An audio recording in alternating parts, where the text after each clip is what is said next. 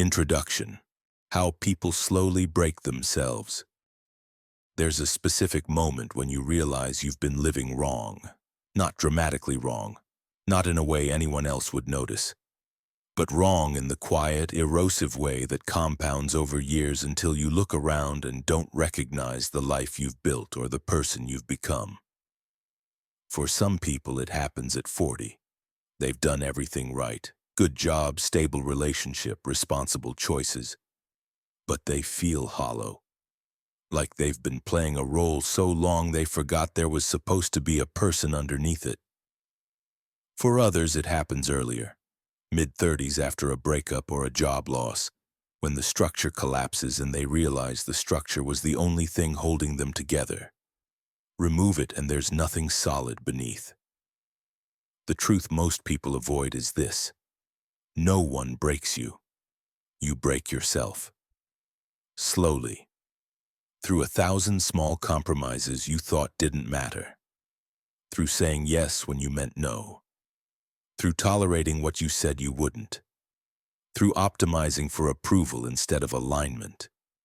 Through living emotionally instead of structurally.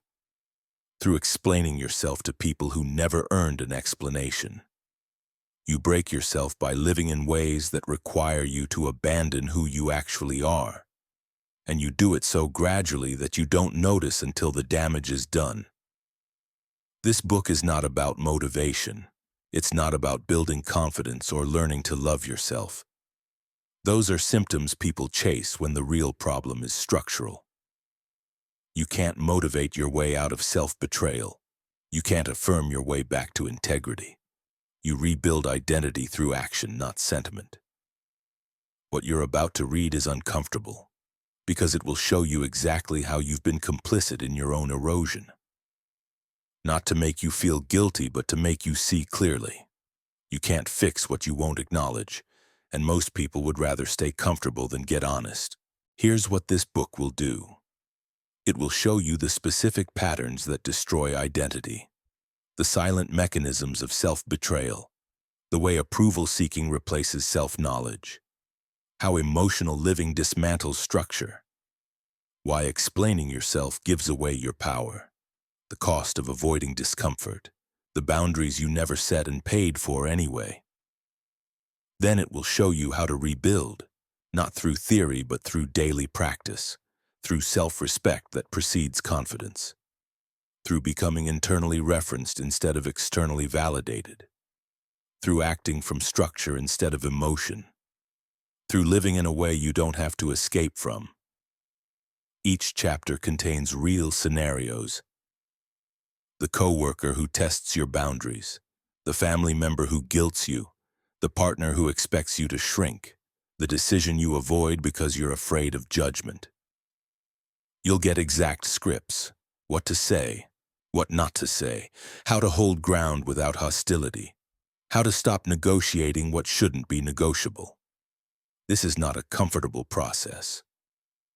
Rebuilding identity means facing the ways you've been weak, the compromises you made, the standards you dropped, the moments you chose peace over integrity. Most people won't do this work because looking at it honestly is harder than continuing to live in confusion. But if you're reading this, you already know something's wrong. You feel the gap between who you are and how you're living. You notice the exhaustion that rest doesn't fix, the irritability that comes from nowhere, the numbness, the sense that you're performing a life instead of living one.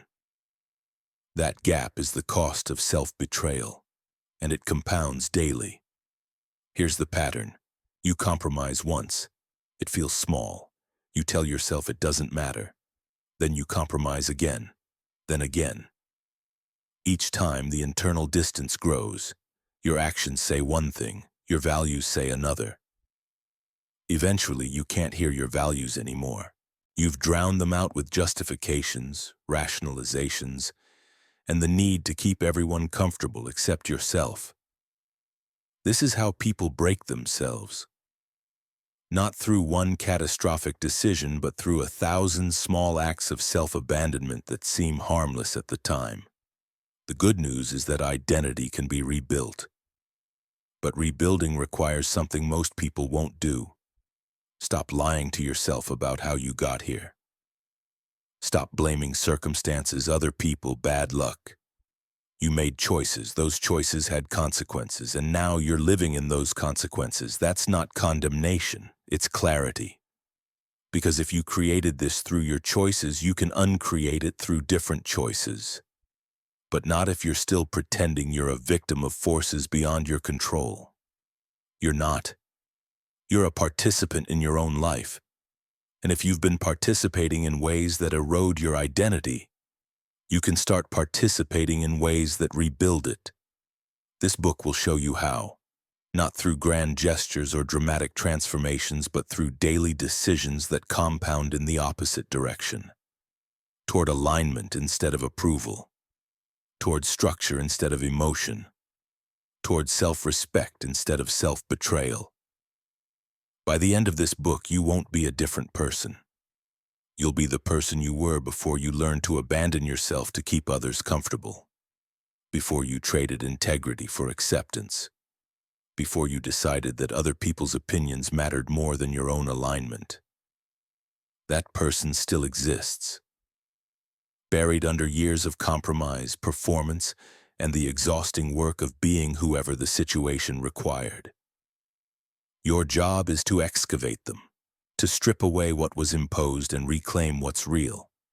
This isn't therapy. This isn't inspiration, this is reconstruction, and reconstruction is messy, uncomfortable, and requires you to be more honest with yourself than you've been in years. Most people won't do it. They'll read this, agree with parts of it, and continue living the same way. Because changing how you live is harder than understanding why you should.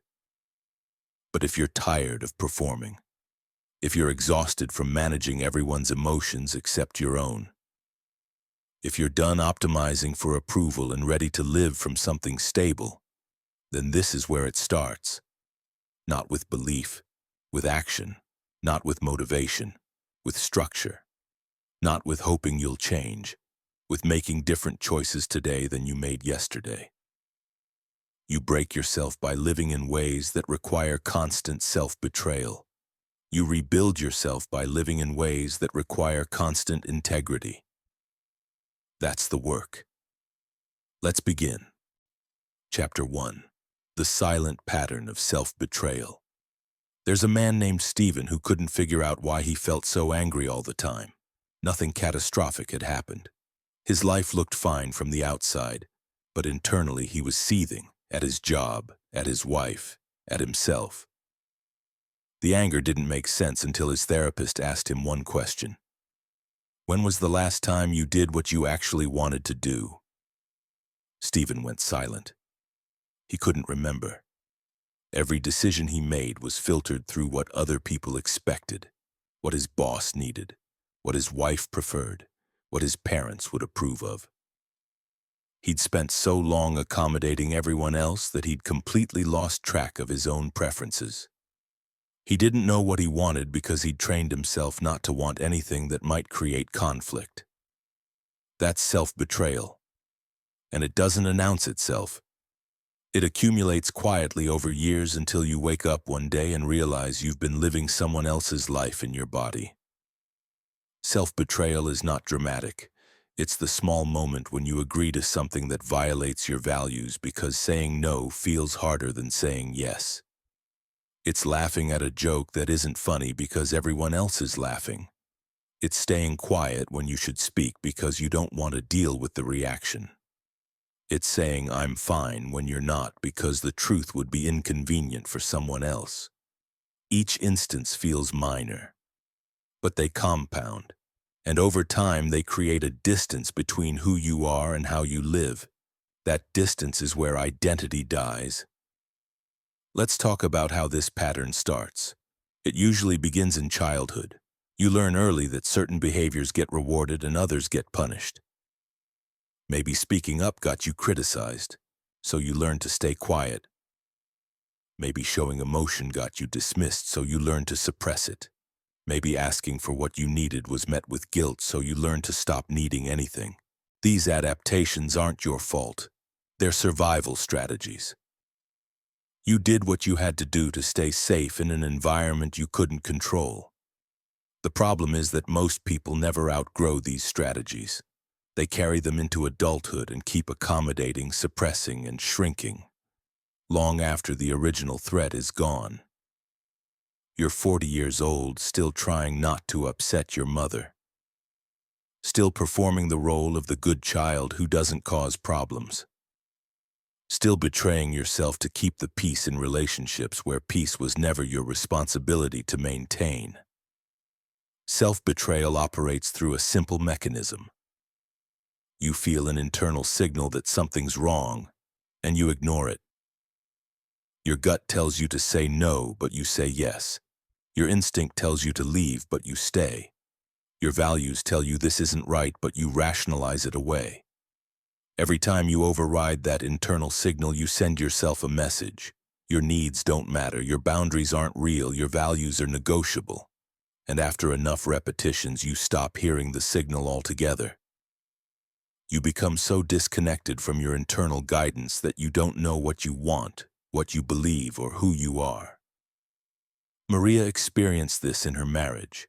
Her husband made decisions without consulting her. Not big decisions at first, just small things. Where to go for dinner, how to spend the weekend, which friends to see. She noticed it bothered her, but she didn't say anything. She told herself it wasn't worth fighting about. Then the decisions got bigger. Where to live, how to manage finances, whether to have another child. And by that point, Maria had trained herself so thoroughly to ignore her own input that she didn't even know what she wanted anymore. She'd spent years deferring to his preferences, and now she couldn't access her own. When she finally tried to assert herself, he was shocked. "You never had a problem with this before." And he was right. She hadn't expressed a problem, she'd swallowed it. Every single time. And now the cost of all that swallowing was a marriage where her voice didn't exist because she'd spent years teaching him it didn't matter. That's how self-betrayal destroys relationships. Not because the other person is malicious, but because you train them to disregard you by disregarding yourself first. Here's what self-betrayal looks like in daily life. You're in a meeting. Someone takes credit for your work. You feel the anger rise, but you don't say anything. You tell yourself it's not worth making waves. That's self-betrayal. You're with friends. They're planning something you don't want to do.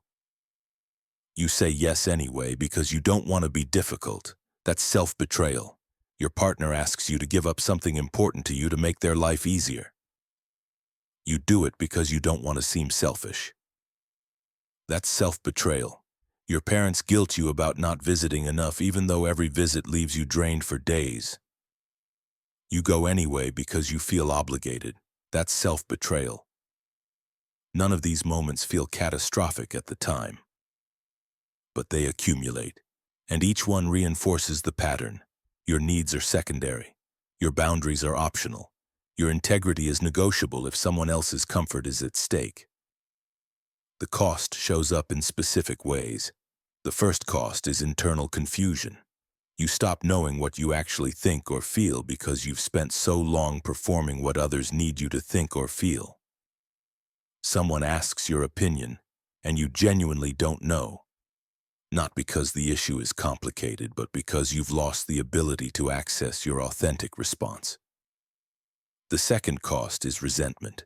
You're accommodating everyone, but no one's accommodating you. You're bending, but no one's bending back. And that imbalance creates anger, not loud, explosive anger. Quiet, simmering resentment that leaks out in passive-aggressive comments, withdrawal, or sudden outbursts over small things.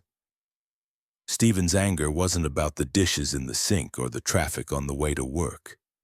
It was about 20 years of saying yes when he meant no, of prioritizing everyone else's needs and ignoring his own, of building a life that looked successful but felt empty because none of it was actually his. The third cost is loss of self-trust. When you repeatedly ignore your internal signals, you stop trusting them. You second-guess yourself constantly. You can't make decisions without polling 10 people. You don't know if your feelings are valid or if you're overreacting. You've betrayed yourself so often that you no longer believe you're someone worth listening to. The fourth cost is physical. Your body keeps score. Chronic tension, digestive issues, insomnia, migraines. These aren't random. They're your body's way of telling you that something is wrong, that you're living out of alignment, that the gap between who you are and how you're living is creating stress your system can't process. Now let's talk about why people continue this pattern even when it's destroying them. The first reason is that self-betrayal feels like kindness. You think you're being considerate, accommodating, easy to get along with. You think you're preserving relationships by not causing conflict. But what you're actually doing is teaching people that your boundaries don't matter, that your needs are optional, that you can be pushed and you'll move. That's not kindness. That's self-abandonment dressed up as virtue. The second reason is that speaking up feels dangerous. If you say no, people might be disappointed, angry. They might withdraw affection or approval. And that feels worse than just going along with what they want. So you choose temporary peace over long-term integrity. You avoid 30 seconds of discomfort and create years of resentment. The third reason is that you don't recognize it's happening. Self-betrayal is so normalized in most people's lives that they don't see it as a problem. They think this is just how life works. You compromise, you accommodate, you keep the peace. And if you feel angry or hollow, that's just life being hard. It's not. It's you betraying yourself and then wondering why you feel broken. Here's how to recognize self-betrayal in real time. Notice the moments when you feel a physical reaction before you act. Your chest tightens, your stomach drops, your jaw clenches. That's your body signaling that something's wrong. Most people ignore it and push through. You need to stop and ask, what is this telling me?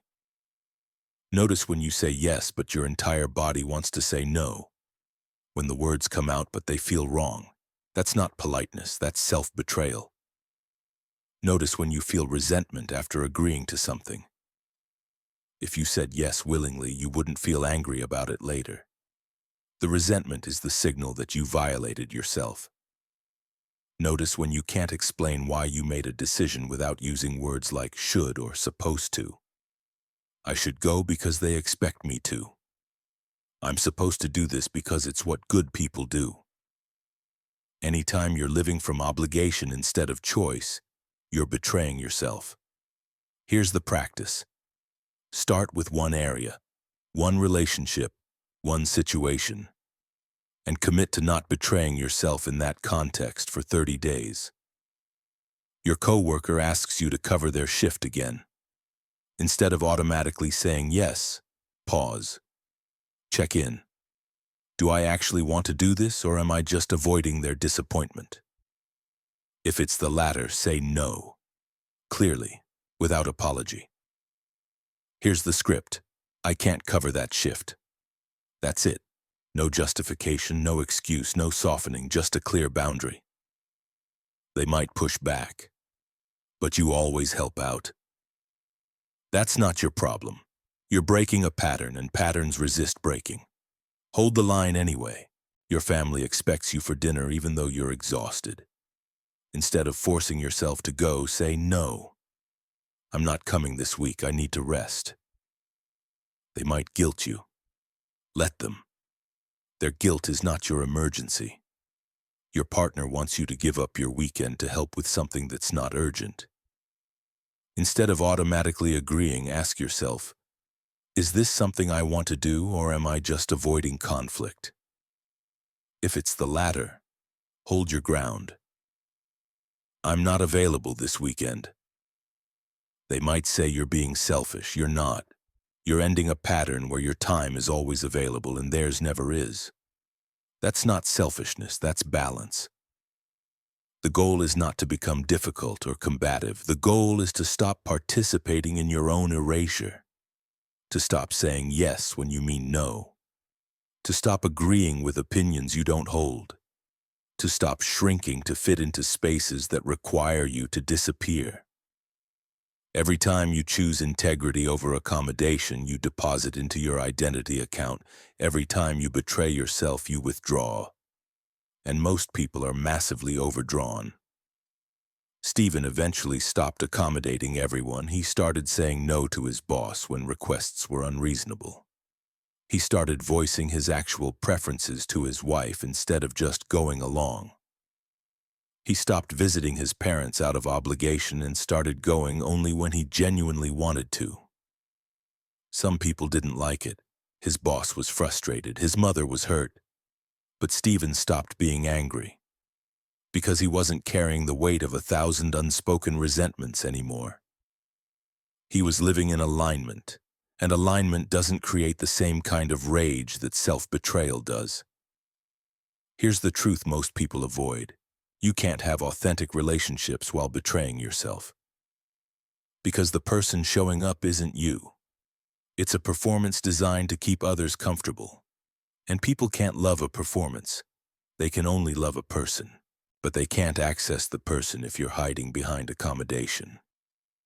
Self-betrayal doesn't protect relationships. It poisons them. Because eventually you can't maintain the performance anymore. The resentment leaks out, the exhaustion becomes visible, and the relationship collapses anyway. Except now it's collapsing from years of accumulated dishonesty instead of one honest conversation. Stop betraying yourself. Stop saying yes when you mean no. Stop agreeing when you disagree. Stop showing up when you want to leave. Stop accommodating people who never accommodate you. Start speaking your actual truth. Start honoring your boundaries. Start living from your values instead of other people's expectations. This will be uncomfortable. People will push back. Some relationships will end. But the ones that survive will be real. And real is the only thing worth building a life on. You've been breaking yourself slowly through self-betrayal. Now you rebuild through self-honoring, one decision at a time, one boundary at a time, one honest moment at a time. That's where identity reconstruction begins. Chapter 2. Approval as a substitute for identity. There's a woman named Catherine who spent her entire 30s building what looked like a perfect life. She had the right job title, the right partner, the right apartment in the right neighborhood. Her social media showed a life people envied. But sitting across from me, she said something that cut through all of it. I don't know if I actually like any of this. I just know other people think I should. Catherine had optimized her entire existence for approval. Every decision was filtered through one question. What will people think? Not what do I want? Not what aligns with my values. Just what will make me look good, seem successful, appear to have it together. She'd built an impressive life, but it wasn't hers. It was a performance designed to earn validation from an audience that would never be satisfied. And now, at 37, she was exhausted from performing and empty from the lack of anything real underneath. This is what happens when approval becomes a substitute for identity. You stop asking who you are and start asking who you should be. You stop building a life that fits you and start building a life that impresses others. And you mistake their approval for proof that you're doing it right. You're not. You're just good at performing. Let's talk about how this happens. Most people learn early that approval equals safety. When you're a child, your parents' approval means you're cared for. Your teacher's approval means you're succeeding. Your peers' approval means you belong. Approval becomes associated with survival. Not metaphorical survival, actual survival. Because when you're young and dependent, rejection can feel life-threatening. That's adaptive when you're 7. It's destructive when you're 37 and still making decisions based on whether people will approve of them. The mechanism is simple. You perform a behavior. You get approval. Your nervous system registers safety. You repeat the behavior. Over time, you become so focused on generating approval that you forget to ask whether the behavior aligns with who you actually are. You're not living. You're optimizing for applause. And applause is an unstable foundation because it changes based on who's watching. Here's what living for approval looks like in practice. You take a job you don't want because it has a title that sounds impressive. You stay in a relationship that's wrong because leaving would look like failure. You buy things you can't afford because they signal status. You express opinions you don't hold because they're popular. You hide parts of yourself that might be judged. You perform interest in things that bore you. You agree to commitments you resent because saying no makes you look difficult. Every decision is run through the filter. Will this get me approved of? And if the answer is yes, you do it. Even if it violates your values, even if it exhausts you, even if it requires you to become someone you're not.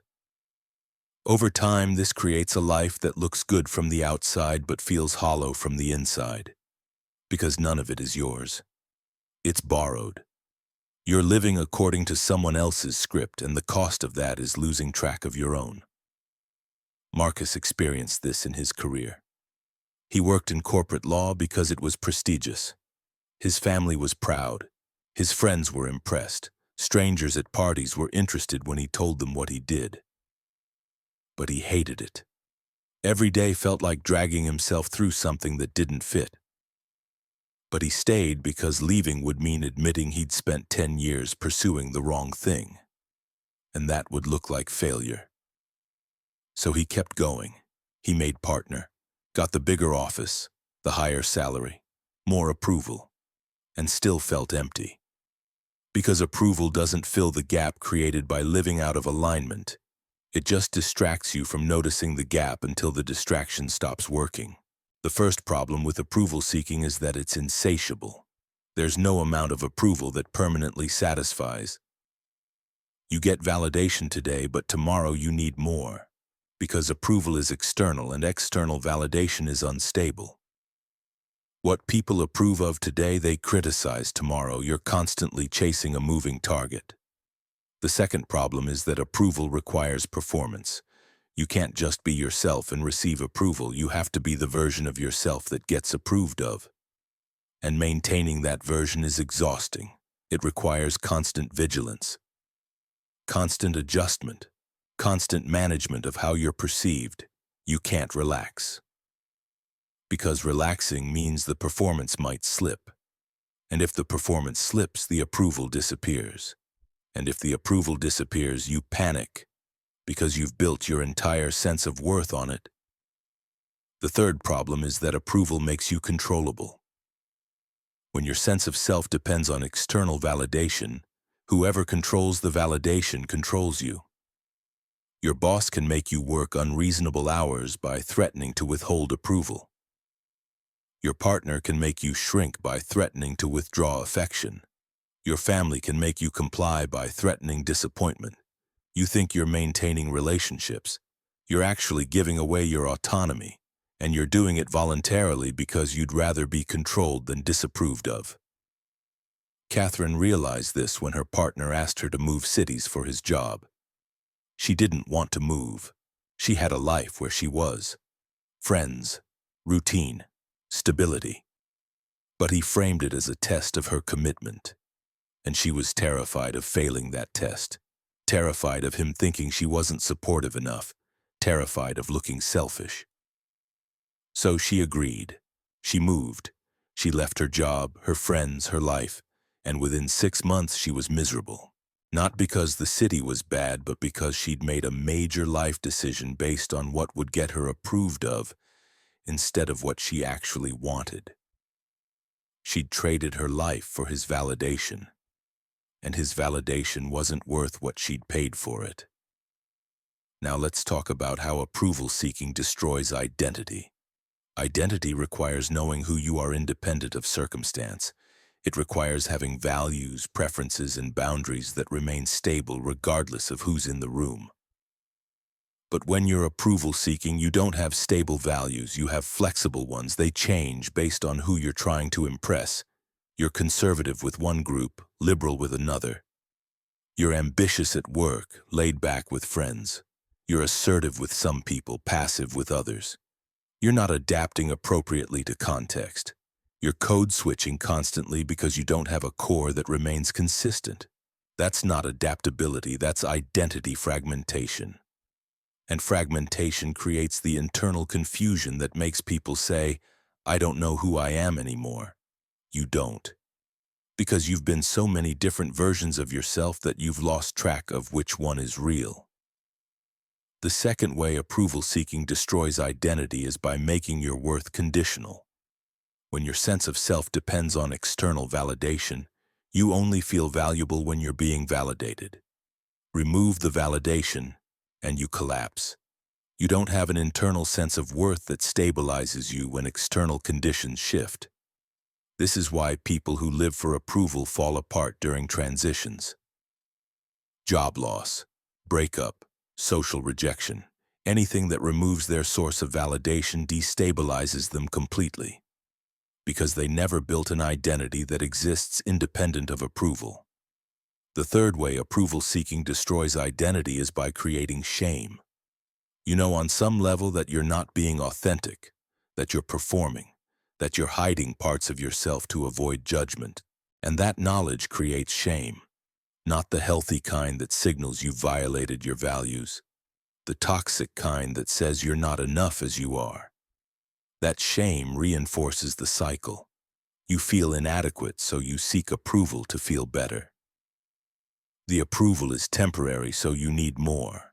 But more approval doesn't address the core issue, which is that you've abandoned yourself. So the shame persists. And the more shame you carry, the more desperately you seek approval. It's a loop that tightens until you can't breathe. Here's how to recognize approval seeking in your own life. Notice when you check in with others before making decisions. Not for advice, for permission. You already know what you want, but you need someone to tell you it's okay to want it. That's approval seeking. Notice when you feel anxious after expressing an opinion. Not because the opinion is controversial, but because you're worried about how it was received. That's approval seeking. Notice when you adjust your behavior based on who's present. Not in terms of basic social calibration, but in terms of core values and preferences. You're a different person with your parents than with your friends. That's approval seeking. Notice when you feel devastated by criticism. Not because the criticism is valid, but because someone disapproved of you. That's approval seeking. Notice when you accomplish something but can't feel proud until someone else validates it. That's approval seeking. Here's the shift. Stop seeking approval and start seeking alignment. Alignment means your actions match your values regardless of whether anyone approves. You make decisions based on what's right for you, not what looks right to others. This doesn't mean ignoring all feedback. It means filtering feedback through your own judgment. Someone's opinion is data. It's not a command. You consider it. You decide if it's valid. You integrate what's useful and discard what's not. But you don't need their approval to feel secure in your decision. Here's the practice. For 30 days, make decisions without asking for input. Not about everything. Start with small things. What to eat, what to wear, how to spend your free time. Make the choice based solely on your preference. Don't poll anyone. Don't seek validation, just choose and move forward. You'll feel uncomfortable, you'll want to check in with someone, don't. Sit with the discomfort. That discomfort is you confronting the fact that you've been outsourcing your authority for years. It feels unsafe to operate without external validation. But safety comes from internal stability, not external approval. Next, practice stating preferences without softening them. I want Chinese food. Not, I'm kind of in the mood for Chinese if that works for everyone. Just state what you want clearly. Let others state what they want. then negotiate if necessary. But stop starting from a place of deferring to everyone else. Here's the script. I prefer option. That's it. No apology, no justification, just a clear statement of preference. Some people won't like this. They're used to you being flexible, which actually means they're used to you being compliant. When you stop being compliant, they'll frame it as you being difficult. You're not. You're just no longer prioritizing their comfort over your own clarity. Next, stop explaining your decisions to people who haven't earned an explanation. When you make a choice, you don't owe everyone a justification. If someone asks why you're doing something and they're not directly affected by it, the answer is, because it's what I've decided. Not, well, I thought about it, and not, it just seemed like. Just, it's what I've decided. Period. This will feel harsh at first. It's not. It's boundary setting. You're establishing that your decisions are yours to make and you don't need consensus to proceed. Finally, practice tolerating disapproval. Make a decision someone doesn't like. Let them be disappointed. Don't try to fix it. Don't justify yourself. Don't seek their understanding. Just let them feel however they feel and stay solid in your choice. This is the hardest part, because approval seeking is driven by the belief that disapproval is dangerous. It's not. It's uncomfortable. But discomfort is not danger. And learning to sit with someone's disapproval without collapsing is how you reclaim your autonomy. Marcus eventually left corporate law. His family was confused. His colleagues thought he was making a mistake. Some friends stopped calling. But he stopped living for approval. He started a small practice doing work he actually cared about. Made less money, had less status, and felt like himself for the first time in a decade. Because approval isn't worth the cost of losing yourself. No amount of validation from others compensates for the loss of internal alignment. And you can't build a real identity on the foundation of other people's opinions. It shifts too much. Stop living for approval. Stop asking permission to want what you want. Stop performing to impress people who will never be satisfied. Stop adjusting yourself to fit into spaces that require you to disappear. Start making decisions based on alignment. Start stating preferences without apology. Start tolerating disapproval without collapsing. Start building a life that's yours, not one that looks good to others. This is how you move from approval as a substitute for identity to approval being irrelevant to identity. And once approval is irrelevant, you're free. Not because no one's watching, because you've stopped performing for the audience. That's where real identity lives, not in the applause, in the quiet certainty that you're living according to your own standards. And that certainty doesn't require external validation. It just requires internal integrity. Build that. The rest is noise. Chapter 3: Emotional Living and the Death of Structure. There's a man named Daniel who couldn't understand why his life kept falling apart. He'd start strong, new routine, clear goals, good momentum, and within 2 weeks everything would collapse. Not because something catastrophic happened, just because he didn't feel like continuing. He'd wake up unmotivated, so he'd skip the gym. He'd feel tired, so he'd abandon the work project. He'd feel disconnected, so he'd cancel plans. His entire life was dictated by how he felt in any given moment. And because feelings change constantly, his life was chaos. He thought he was being authentic, listening to his body, honoring his needs. What he was actually doing was living emotionally instead of structurally. And emotional living is how people destroy any foundation they try to build. Here's what most people don't understand. Emotions are information. They're not instructions. They tell you something about your state, but they don't tell you what to do. When you let emotions drive your behavior, you create instability.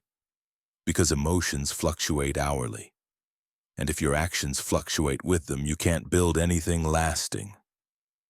Structural living means you establish systems, principles, and routines that remain consistent regardless of how you feel.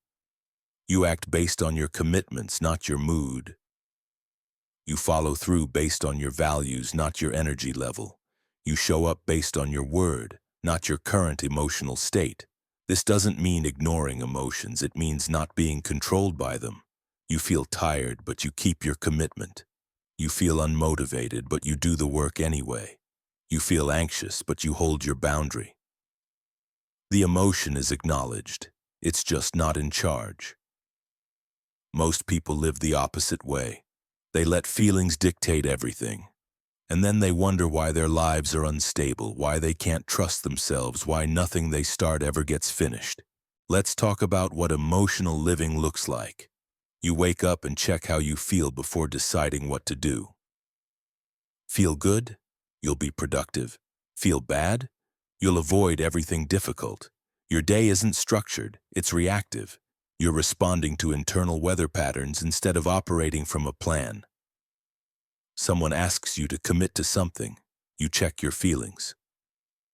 Do I feel like doing this? If yes, you commit. If no, you decline. But feelings change. So 2 weeks later, when the commitment arrives and you don't feel like it anymore, you bail. You've trained yourself that commitments are optional if your mood shifts. You set a boundary, but when enforcing it feels uncomfortable, you drop it. You said you wouldn't tolerate disrespect, but when someone disrespects you and you don't feel like dealing with conflict, you let it slide. The boundary wasn't real. It was a mood-dependent preference. You have goals, but when progress feels hard, you quit. You told yourself you'd finish the project, but when motivation fades, you abandon it. You told yourself you'd stay consistent, but when it stops feeling good, you stop doing it. Your goals aren't commitments. They're wishes that last as long as the positive emotion does. This is emotional living, and it creates a specific kind of person. Unreliable, inconsistent, someone who can't be counted on, especially by themselves. Daniel experienced this in his relationship. He'd promise his partner he'd work on communication, and when he felt connected, he'd follow through. He'd be present, engaged, vulnerable. But when he felt distant or stressed, he'd shut down completely.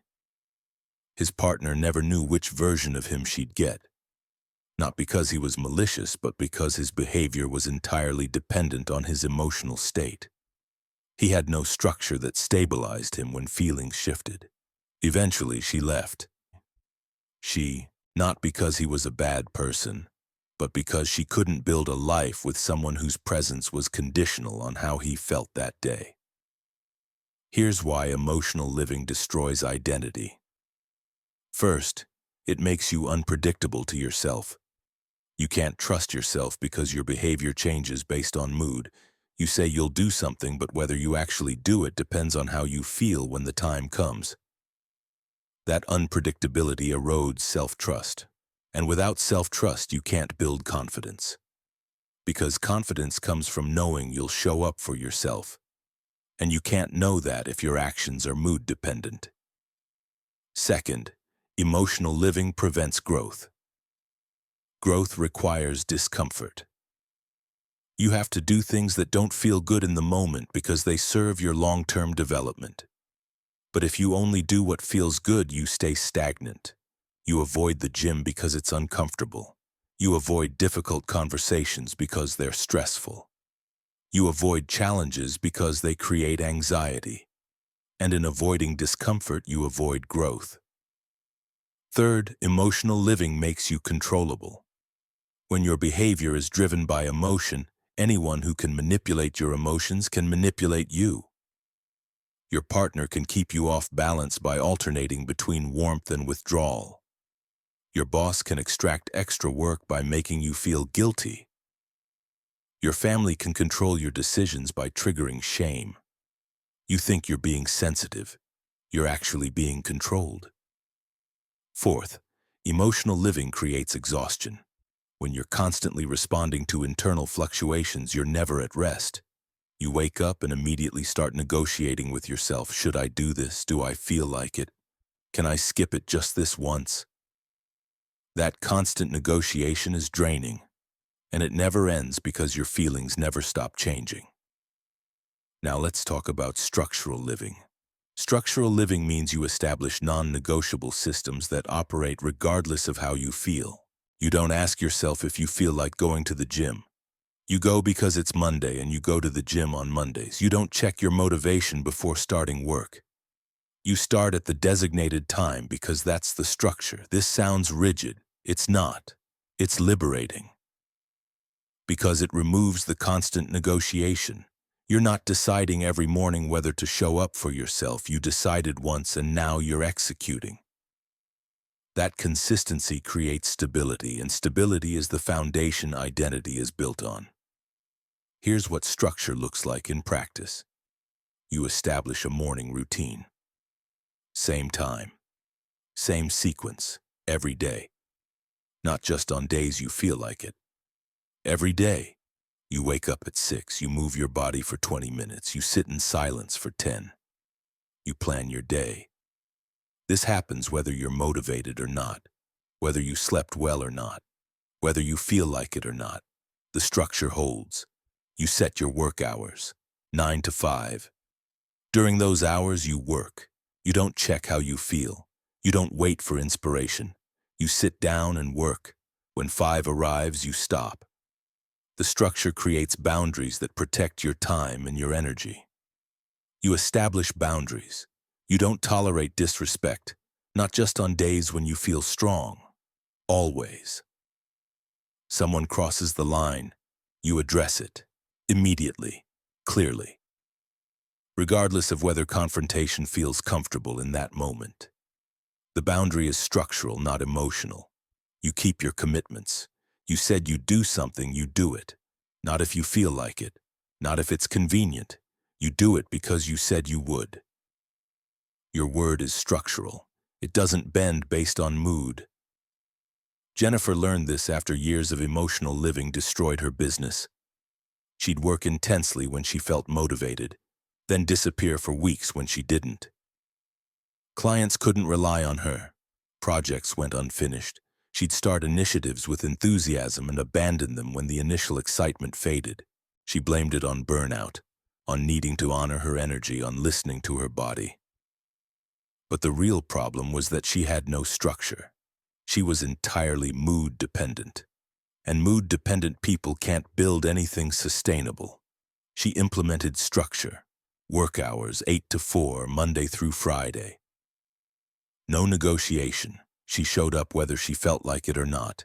She stopped checking her motivation and started following the schedule. At first, it felt restrictive. Then it felt stabilizing. Then it felt like freedom. Because she wasn't spending energy deciding whether to work. She just worked. And the consistency allowed her to build momentum she'd never had before. Here's how to shift from emotional living to structural living. First, identify 3 behaviors that need to become non-negotiable. Not 10. 3. These are behaviors that, if done consistently, would create significant positive change. For most people, it's something like daily movement, defined work hours, and a boundary around rest. Second, create a structure for each one. Not a goal, a structure. I will exercise 3 times a week is a goal. I go to the gym Monday, Wednesday, and Friday at 6 a.m. is a structure. The structure removes decision-making. You don't ask if you feel like going. You go because it's Wednesday, and that's what happens on Wednesdays. Third, enforce the structure regardless of emotion. This is the hard part. You'll wake up tired and not want to go. Go anyway. You'll feel unmotivated and not want to start work. Start anyway. You'll feel uncomfortable and want to avoid the boundary conversation. Have it anyway. The structure holds regardless of how you feel. Fourth, track compliance, not results. Compliance. Did you follow the structure today? Yes or no. Not, did I have a great workout? Just, did I show up? Track it. Make it visible. Because what gets measured gets managed, and you need visibility into whether you're actually following through or just telling yourself you are. Fifth, remove emotion from the evaluation. When you don't follow through, don't spiral into shame. Just note the failure and correct course. When you do follow through, don't celebrate excessively. Just note the success and continue. The goal is consistency, not emotional highs and lows based on daily performance. Here's the shift. Structure first, emotion second. You follow the structure, then you notice how you feel about it. Not the other way around. Most people wait to feel good before acting. Structural people act, then notice the feeling that follows. And usually the feeling improves once you're in motion. But you never find that out if you wait for the feeling before starting. Daniel rebuilt his life around structure. He established a morning routine he never skipped. He created work hours he honored. He set boundaries he enforced regardless of how he felt. And something interesting happened. His emotions stabilized, not because the structure suppressed them, but because the structure gave him a foundation. He wasn't riding emotional waves anymore. He was operating from a stable base, and that stability allowed him to feel emotions without being controlled by them. His next relationship was different. He showed up consistently. Not just when he felt connected, but when he felt distant too. He communicated even when it was uncomfortable. He kept his commitments even when motivation faded. And because he was predictable, his partner could trust him. And trust is what creates intimacy, not emotional intensity. Trust. Here's what people get wrong. They think structure is the opposite of authenticity. It's not. Structure is what allows authenticity to exist. Because when you're not constantly negotiating with your emotions, you have energy to actually be present. When you're not exhausting yourself with decision fatigue, you can show up fully. When you're not flailing from mood to mood, you can access who you actually are beneath the emotional noise. Emotional living feels authentic. It's actually chaotic. Structural living feels rigid. It's actually stabilizing. And stability is what allows you to build an identity that lasts. Stop asking how you feel before deciding what to do. Stop letting mood dictate behavior. Stop negotiating with yourself every morning about whether to keep your commitments. Establish structure. 3 non-negotiables. Follow them regardless of emotion. Track compliance. Remove feelings from the evaluation. Do this for 90 days, not 7, 90. Because structure takes time to become automatic. At first it's discipline, then it's habit, then it's identity. But you have to stay with it long enough for the transition to happen.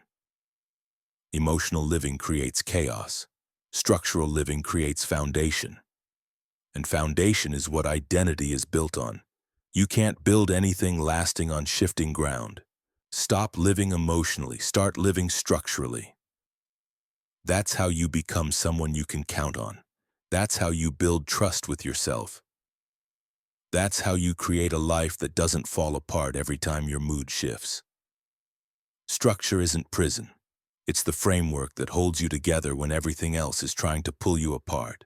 Build it, honor it, live from it. That's where stability lives. Chapter 4. Why explaining yourself weakens you.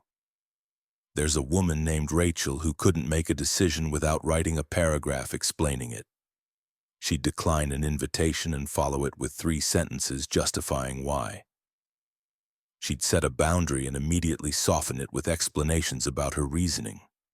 She'd state a preference and then list all the factors that led her to that preference, as if her choice needed to be defended in court. She thought she was being considerate, transparent, helping people understand her perspective. What she was actually doing was giving away her power with every unnecessary explanation. Here's what most people don't realize. Explaining yourself is often an act of submission. You're asking for permission retroactively. You're seeking approval for a decision you've already made. You're inviting debate about something that shouldn't be up for debate. And every time you do this, you teach people that your decisions are negotiable and your boundaries are optional. Let's be clear about what explanation is and what it isn't. Explanation is providing necessary information to people who need it to coordinate with you. I can't meet Tuesday because I have a conflict at that time is information. It allows the other person to suggest an alternative. Over-explanation is providing justification to people who have no right to question you. I can't meet Tuesday because I have this thing I committed to months ago and I really can't cancel because the person is counting on me and I already rescheduled once and I feel terrible, but I just can't make it work. Is submission. You're defending a boundary that doesn't need defense. The difference is simple. Information helps coordination. Justification seeks approval. One is functional, the other is weakness. Here's why over-explanation weakens you. First, it signals that your decisions are up for debate. When you provide extensive justification, you're implicitly saying, "Here are my reasons, please evaluate whether they're good enough." You've opened negotiation, and once negotiation is open, your boundary can be argued against. Someone asks you to work late. You say, "I can't tonight, I have plans." That's a boundary. They might be disappointed, but there's nothing to argue with. But if you say, "I can't tonight because I have this dinner thing with a friend I haven't seen in a while and we made plans 2 weeks ago and I really should go," you've given them ammunition. Now they can say, "Can't you reschedule? This is important." And suddenly you're defending your dinner plans instead of simply holding your boundary. The over-explanation created the opening.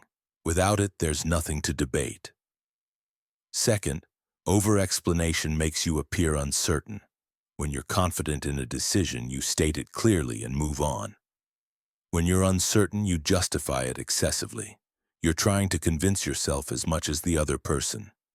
And people can feel that uncertainty. It tells them you don't fully believe in your own boundary. And if you don't believe in it, why should they respect it? Marcus experienced this at work. His boss would ask him to take on extra projects. Marcus would say yes, then spend 10 minutes explaining all the other work he had, how stressed he was, how he wasn't sure he could deliver quality on everything. He thought he was managing expectations. What he was actually doing was signaling that he couldn't handle the workload. His boss heard the justifications and internalized. Marcus is overwhelmed and uncertain. When Marcus finally learned to just say, "I'll take care of it," without the explanations, his boss's perception shifted.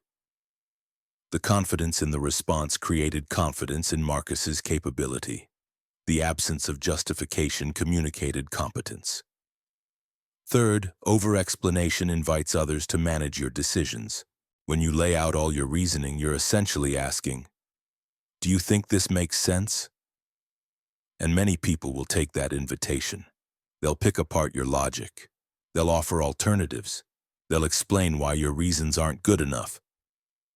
Not because they're malicious, but because you invited them to evaluate your decision by presenting it as something that needs evaluation. Rachel discovered this in her family. Every time she declined a family event, she'd explain why. She was tired, she had work, she needed time alone, she wasn't feeling social. And every time her mother would address each reason. "But you can rest another day. Your work can wait. You just saw us. How much alone time do you need?" The explanations gave her mother something to argue against. And because Rachel kept justifying, her mother kept pushing. Because the boundary wasn't being held firmly. It was being negotiated. When Rachel started saying simply, "I'm not coming this time," without explanation, the dynamic shifted.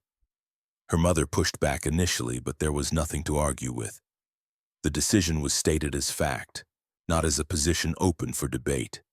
And eventually her mother adjusted. Because the boundary was no longer negotiable. Fourth, over-explanation trains people to expect justification. Once you establish a pattern of explaining every decision, people start expecting it. They feel entitled to know your reasoning, and when you stop providing it, they get offended. Why won't you tell me why? Because you've trained them to believe they have a right to that information. You created the expectation, and now you're dealing with the backlash when you stop meeting it. Now let's talk about when explanation is appropriate and when it's not. Explanation is appropriate when someone needs information to coordinate with you. Your coworker needs to know you can't make the meeting so they can reschedule. Your partner needs to know you'll be late so they can adjust dinner plans. Your client needs to know the project is delayed so they can plan accordingly. This is functional communication. Explanation is not appropriate when someone is questioning your autonomy. Your friend asks why you're not drinking. "I'm not drinking tonight" is sufficient.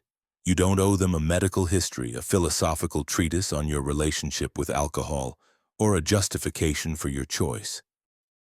Your decision about your own body is not up for evaluation. Explanation is appropriate when you've made an error that affected someone else. You missed a deadline. You canceled plans last minute. You said something hurtful. In these cases, explanation serves accountability. "I missed the deadline because I mismanaged my time. I'm implementing a new system to prevent this." That's ownership plus corrective action. It's appropriate. Explanation is not appropriate when you're setting a boundary. "I don't discuss my finances with extended family." That's the boundary. You don't need to explain why you have that boundary, how you arrived at it, or what experiences led you to create it. The boundary exists. That's enough. Here's how to stop over-explaining. First, notice when you're doing it. Pay attention to how often you follow a simple statement with "because." "I can't do that because." "I'd prefer not to because." "I'm choosing this because." Every time you add "because" when it's not necessary, you're probably over-explaining. Second, practice the complete sentence. "No, I can't make it. Period. Full stop." Not "no, I can't make it because." Just "no, I can't make it." Let the sentence end. Sit with the discomfort of not filling the silence with justification. This will feel harsh at first. It's not. It's clear. And clarity is kind. It tells people exactly where you stand without making them navigate through paragraphs of justification to find your actual position. Third, when people push for explanation, don't provide it. They'll say, "But why not?" Your response, "It doesn't work for me." They push again, "But what's the reason?" Your response, "I've already answered." You're not being rude. You're refusing to participate in a negotiation that shouldn't be happening. Here's the script. Them. "Why can't you do this?" You. "It doesn't work for me." Them. "But why?" You. "I've given you my answer." That's it. No elaboration, no justification, just a clear boundary that you're not providing explanation beyond what you've already stated. Fourth, separate explanation from connection. Many people over-explain because they think it maintains intimacy. They believe that sharing their reasoning keeps people close. But intimacy doesn't come from explaining every decision. It comes from being authentic and allowing others to see you as you are. You can be deeply connected to someone without justifying every choice you make. You can say, "I need space right now" to a partner without explaining exactly why, how long, or what triggered it. If they trust you, they'll respect it. If they don't trust you, no amount of explanation will satisfy them anyway. Fifth, practice stating preferences without justification. "I prefer meeting in person." Not, "I prefer meeting in person because I feel like virtual meetings don't have the same energy and I find it harder to connect and I think we'd get more done if we could read body language." Just, "I prefer meeting in person." State the preference. Let it stand. Some people will accept it, others will question it. The ones who question it are revealing something. They don't think your preference alone is sufficient reason to accommodate you. They need you to justify it so they can evaluate whether your reasoning meets their standard. Don't engage with that framework. Your preference is your reason. If they want to accommodate it, they will. If not, you'll know where you stand. Jennifer learned this with her mother-in-law. Every decision she made about her children was questioned. Why aren't they in this program? Why did you choose that school? Why don't you let them stay up later? And every time Jennifer would explain, she'd lay out her research, her reasoning, her considerations. And every time her mother-in-law would find something to criticize in the explanation. When Jennifer stopped explaining, the dynamic changed. This is what we've decided.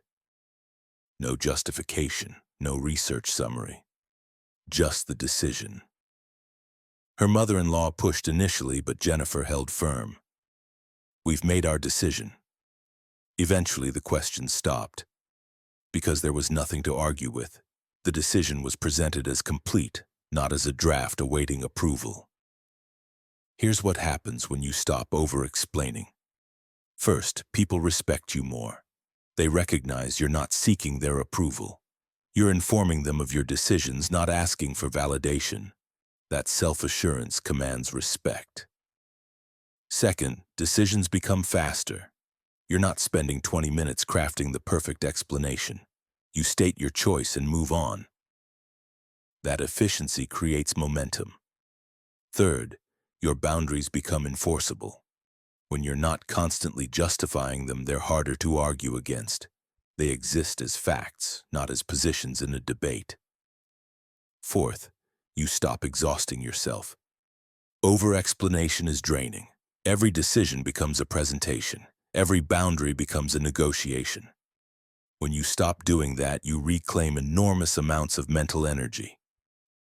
Fifth, you learn to trust yourself. Because you're no longer seeking external validation for every choice. You decide, you act, you live with the results. That self-trust is what builds confidence. Not the confidence that you'll always be right, but the confidence that you can handle being wrong without needing someone else's pre-approval. Stop explaining yourself to people who aren't entitled to explanation. Stop justifying boundaries that shouldn't be up for debate. Stop seeking approval for decisions that are yours to make. State your position clearly. Let it stand without elaboration. Refuse to engage in negotiations about things that aren't negotiable. This isn't about being cold or distant. It's about recognizing that your autonomy doesn't require justification. Your decisions are yours. Your boundaries are yours. Your preferences are yours. And none of them need to be defended to exist. The right people will respect this. The wrong people will push back. And that pushback will tell you everything you need to know about whether they're connected to you or to their ability to control you. Stop giving away your power through unnecessary explanation. Hold your ground without justification. Let your decisions speak for themselves. That's where authority lives. Not in elaborate justification. In clear, unapologetic statement of fact. Practice that. Your identity will solidify in the space where explanation used to be. Chapter 5. The cost of avoiding discomfort. There's a man named Alex who spent 15 years building a life around one principle: avoid discomfort at all costs. Hard conversation? Avoid it. Difficult decision? Delay it. Uncomfortable emotion? Suppress it. He optimized his entire existence for the absence of friction, and by 42 he'd created a life that was smooth, easy, and completely hollow. He had no close relationships because intimacy requires vulnerability, and vulnerability is uncomfortable. He had no meaningful career because growth requires challenge, and challenge is uncomfortable. He had no sense of identity because building identity requires making hard choices, and hard choices are uncomfortable. He'd successfully avoided discomfort, and in doing so, he'd avoided life. This is what most people don't understand. Discomfort is not the problem. Discomfort is the price of everything worth having. Intimacy, growth, integrity, self-respect, identity. All of it lives on the other side of discomfort, and when you organize your life around avoiding it, you don't create peace. you create stagnation. Let's talk about what avoiding discomfort actually costs you. The first cost is growth. Growth, by definition, requires moving beyond your current capacity. That movement is uncomfortable. Your body doesn't want to lift heavier weight. Your mind doesn't want to learn complex material. Your psychology doesn't want to confront painful truths. But growth happens in that space of not wanting to. If you always choose comfort, you never access growth. You stay exactly where you are.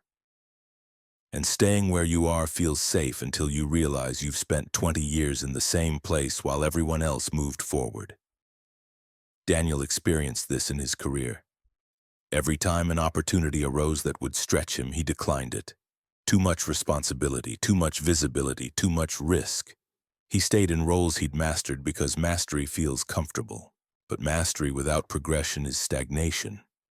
And by the time he realized he'd plateaued, people half his age had passed him. Not because they were more talented, but because they'd been willing to be uncomfortable.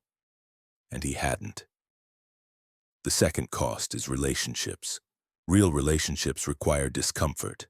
You have to be vulnerable, which is uncomfortable. You have to have difficult conversations, which is uncomfortable. You have to set boundaries, which is uncomfortable. You have to be seen fully, including the parts of yourself you'd rather hide.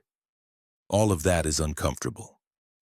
Most people avoid these discomforts by keeping relationships surface level, pleasant, conflict-free, and also shallow.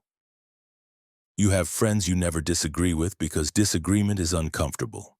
You have a partner you never challenge because challenge creates tension. You have family relationships you maintain by never saying what you actually think because honesty would disrupt the peace. And all of those relationships are hollow, because intimacy doesn't exist without the willingness to be uncomfortable. You can have pleasant relationships or you can have deep ones. You can't have both if you're committed to avoiding discomfort. The third cost is integrity. Integrity requires doing what's right even when it's uncomfortable, especially when it's uncomfortable. Standing up when everyone else sits down. Speaking truth when silence would be easier. Holding boundaries when accommodation would smooth things over. All of that creates discomfort. And if you're unwilling to tolerate that discomfort, you can't maintain integrity. You become someone who compromises when pressure comes, who folds when resistance appears, who abandons principles when holding them becomes inconvenient. Not because you don't have values, but because your commitment to comfort is stronger than your commitment to those values. Maria experienced this at work. Her boss asked her to present false data to a client. She knew it was wrong, but pushing back would create conflict. It would make her boss angry. It might jeopardize her position. So she did it. She prioritized comfort over integrity. And that single choice changed how she saw herself. She wasn't someone who stood for what was right. She was someone who caved when standing up became uncomfortable. That realization ate at her for years. Not because anyone else knew, because she knew. She'd proven to herself that her integrity was negotiable if the discomfort was high enough. The fourth cost is self-respect. Self-respect comes from doing hard things, from keeping promises to yourself when breaking them would be easier, from holding standards when lowering them would feel better, from facing what you've been avoiding instead of continuing to run. Every time you choose comfort over integrity, you lose a piece of self-respect. Not loudly, quietly. You tell yourself it's not a big deal, that you'll do better next time. But you know you're lying, and that knowledge accumulates until one day you realize you don't respect yourself because you've spent years proving you can't be trusted to do what's hard. Alex couldn't look at himself in the mirror by 42, not because he'd done something terrible, because he'd done nothing. He'd avoided every difficult thing for 15 years, and the cost of that avoidance was that he had no respect for the person he'd become. He was safe, comfortable, and empty. The fifth cost is identity. Identity is built through action, particularly action that's uncomfortable. You become brave by doing things that scare you. You become disciplined by doing things when you don't feel like it. You become trustworthy by keeping your word when breaking it would be easier. All of that requires discomfort. If you avoid discomfort, you can't build those qualities. You remain undefined, shapeless. You're not cowardly or brave, not disciplined or undisciplined, not trustworthy or untrustworthy. You're just avoiding. And avoidance doesn't build identity, it prevents it. Now let's talk about why people become so committed to avoiding discomfort. The first reason is misunderstanding what discomfort signals. Most people interpret discomfort as danger. Body tense? Danger. Heart racing? Danger. Feeling anxious? Danger. But discomfort isn't danger. It's just your nervous system responding to something unfamiliar. That response doesn't mean you're in actual danger. It means you're outside your comfort zone. And outside your comfort zone is where everything valuable lives. But if you've learned to treat discomfort as danger, you'll avoid everything that creates it. You'll stay inside the tiny circle of what feels safe. And that circle will shrink over time. Because the more you avoid, the more threatening the world feels. Until you're 40 years old and afraid to have a difficult conversation because your nervous system treats it like a physical threat. The second reason is short-term thinking. Avoiding discomfort feels good right now. You skip the hard conversation and you feel immediate relief. You avoid the challenge and tension drops. Your nervous system rewards you with a hit of relief, and that relief reinforces the behavior. You learn, avoidance makes me feel better. What you don't see is the long-term cost, the relationship that degrades because issues never get addressed, the stagnation that results from never taking on challenges, the self-respect that erodes from years of taking the easy path. Those costs accumulate slowly. They're not visible in the moment of avoidance. So your nervous system doesn't factor them into the decision. It just registers. Uncomfortable thing avoided, relief achieved. And you keep choosing short-term relief over long-term integrity. The third reason is lack of tolerance. Discomfort tolerance is a skill.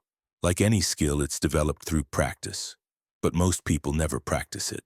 They organize their entire lives to minimize discomfort. And because they never practice tolerating it, they never build capacity for it. So even small discomforts feel overwhelming. A mildly tense conversation feels unbearable. A minor conflict feels catastrophic. Not because these things are actually that difficult, but because they have no tolerance for difficulty. Here's how to build discomfort tolerance and stop avoiding what needs to be faced. First, redefine what discomfort means. Stop interpreting it as danger. Start interpreting it as information that you're growing. Discomfort in your body during a workout means you're building strength. Discomfort in a conversation means you're addressing something real. Discomfort in making a decision means the decision matters. Reframe discomfort as a signal of importance, not a signal of threat. Second, practice voluntary discomfort. Choose things that make you uncomfortable and do them intentionally. Cold showers, difficult workouts, conversations you've been avoiding, decisions you've been delaying. The specific discomfort doesn't matter. What matters is practicing the skill of staying present with discomfort instead of running from it. Start small. Choose one uncomfortable thing per day. Do it. Notice the discomfort. Don't try to make it go away, just observe it. Notice that you can feel uncomfortable and still function. That you can tolerate it without collapsing. That it passes. This builds the evidence your nervous system needs to stop treating discomfort as an emergency. You're teaching yourself. Discomfort is survivable, and once you know it's survivable, it loses its power over you.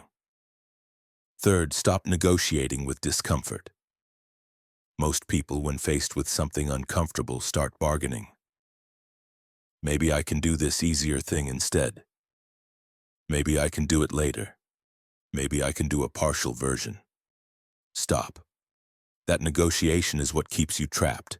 When you identify something that needs to be done and it's uncomfortable, do it immediately. No negotiation, no delay, just action. The longer you sit with the discomfort before acting, the bigger it becomes in your mind. The more time you give yourself to avoid it, the more reasons you'll find to justify avoidance. Move fast.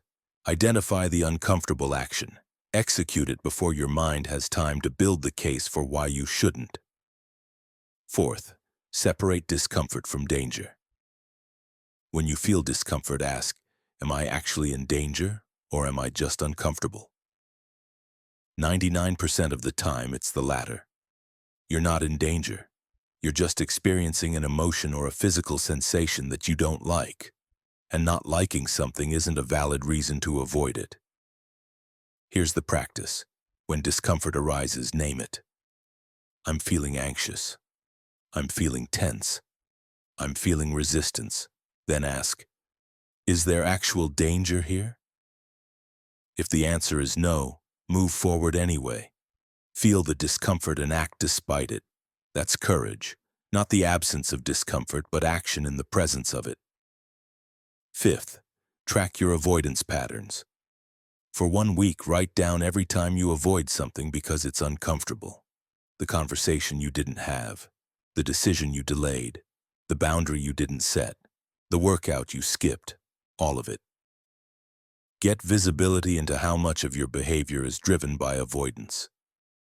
Most people are shocked when they see it written down. They didn't realize how much of their life is organized around dodging discomfort. But once you see it clearly, you can start changing it. You can look at the list and ask, what would my life look like if I stopped avoiding these things? What would I gain if I moved toward discomfort instead of away from it? The answer is usually everything you've been missing. The relationships you want, the growth you need, the integrity you've been compromising, the self-respect you've been losing.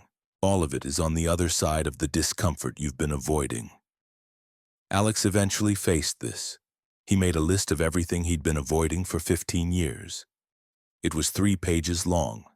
Every hard conversation, every growth opportunity, every decision that required courage. He'd avoided all of it. And the cost was visible.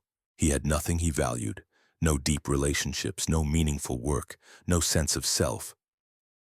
He started with one thing. He had the conversation with his brother he'd been avoiding for 8 years. It was uncomfortable, tense, painful at moments. But on the other side of it was connection. Real connection. Not the surface-level pleasantness he'd been maintaining, but actual intimacy. And he realized what he'd been missing by spending his entire life avoiding discomfort. He started seeking it out, not masochistically, strategically. He identified the uncomfortable things that would create the life he wanted. And he did them. Systematically, one by one, and his life transformed. Not because circumstances changed, but because he stopped running from what was hard. Here's the truth. Everything worth having requires discomfort. Love requires vulnerability. Growth requires challenge. Integrity requires courage. Self-respect requires discipline. Identity requires action that feels hard. You can avoid all of it. You can build a life that's smooth and comfortable and safe. But you'll pay for it with hollowness, with stagnation, with relationships that aren't real and a self you can't respect. Or you can move toward discomfort. You can face what's hard. You can do what scares you. You can have the conversations, make the decisions, set the boundaries, take the risks. And on the other side of that discomfort is everything you actually want. Stop avoiding discomfort. Start seeing it as the price of entry to a life that matters. Build tolerance for it. Seek it out. Move through it. That's where identity lives, not in comfort. in the willingness to be uncomfortable for something that matters more than ease. Choose that. The cost of avoiding discomfort is higher than the cost of facing it. You just don't see it until it's too late. Don't let it be too late. Face what's hard. Now, today, before you wake up at 50 and realize you avoided your entire life. Chapter 6. Boundaries You Never Set and Paid For. There's a woman named Samantha who couldn't understand why people kept taking advantage of her. She'd give and people would take and take. She'd accommodate every request and people would keep requesting. She'd drop everything to help and people would expect it. She described feeling used, drained, resentful.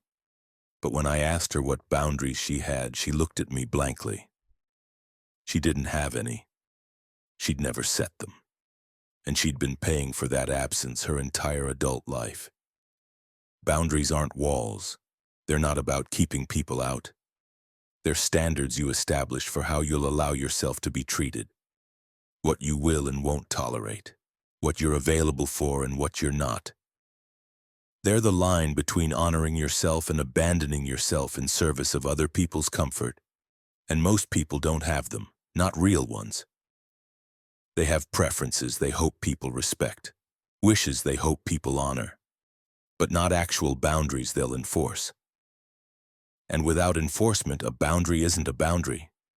It's just a suggestion people ignore. Let's talk about the boundaries most people never set, and what it costs them.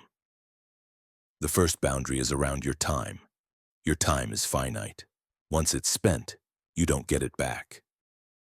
But most people treat their time like it's infinite and available to whoever asks for it. Someone needs something. You drop what you're doing. Someone wants your help. You rearrange your schedule. Someone just wants to talk.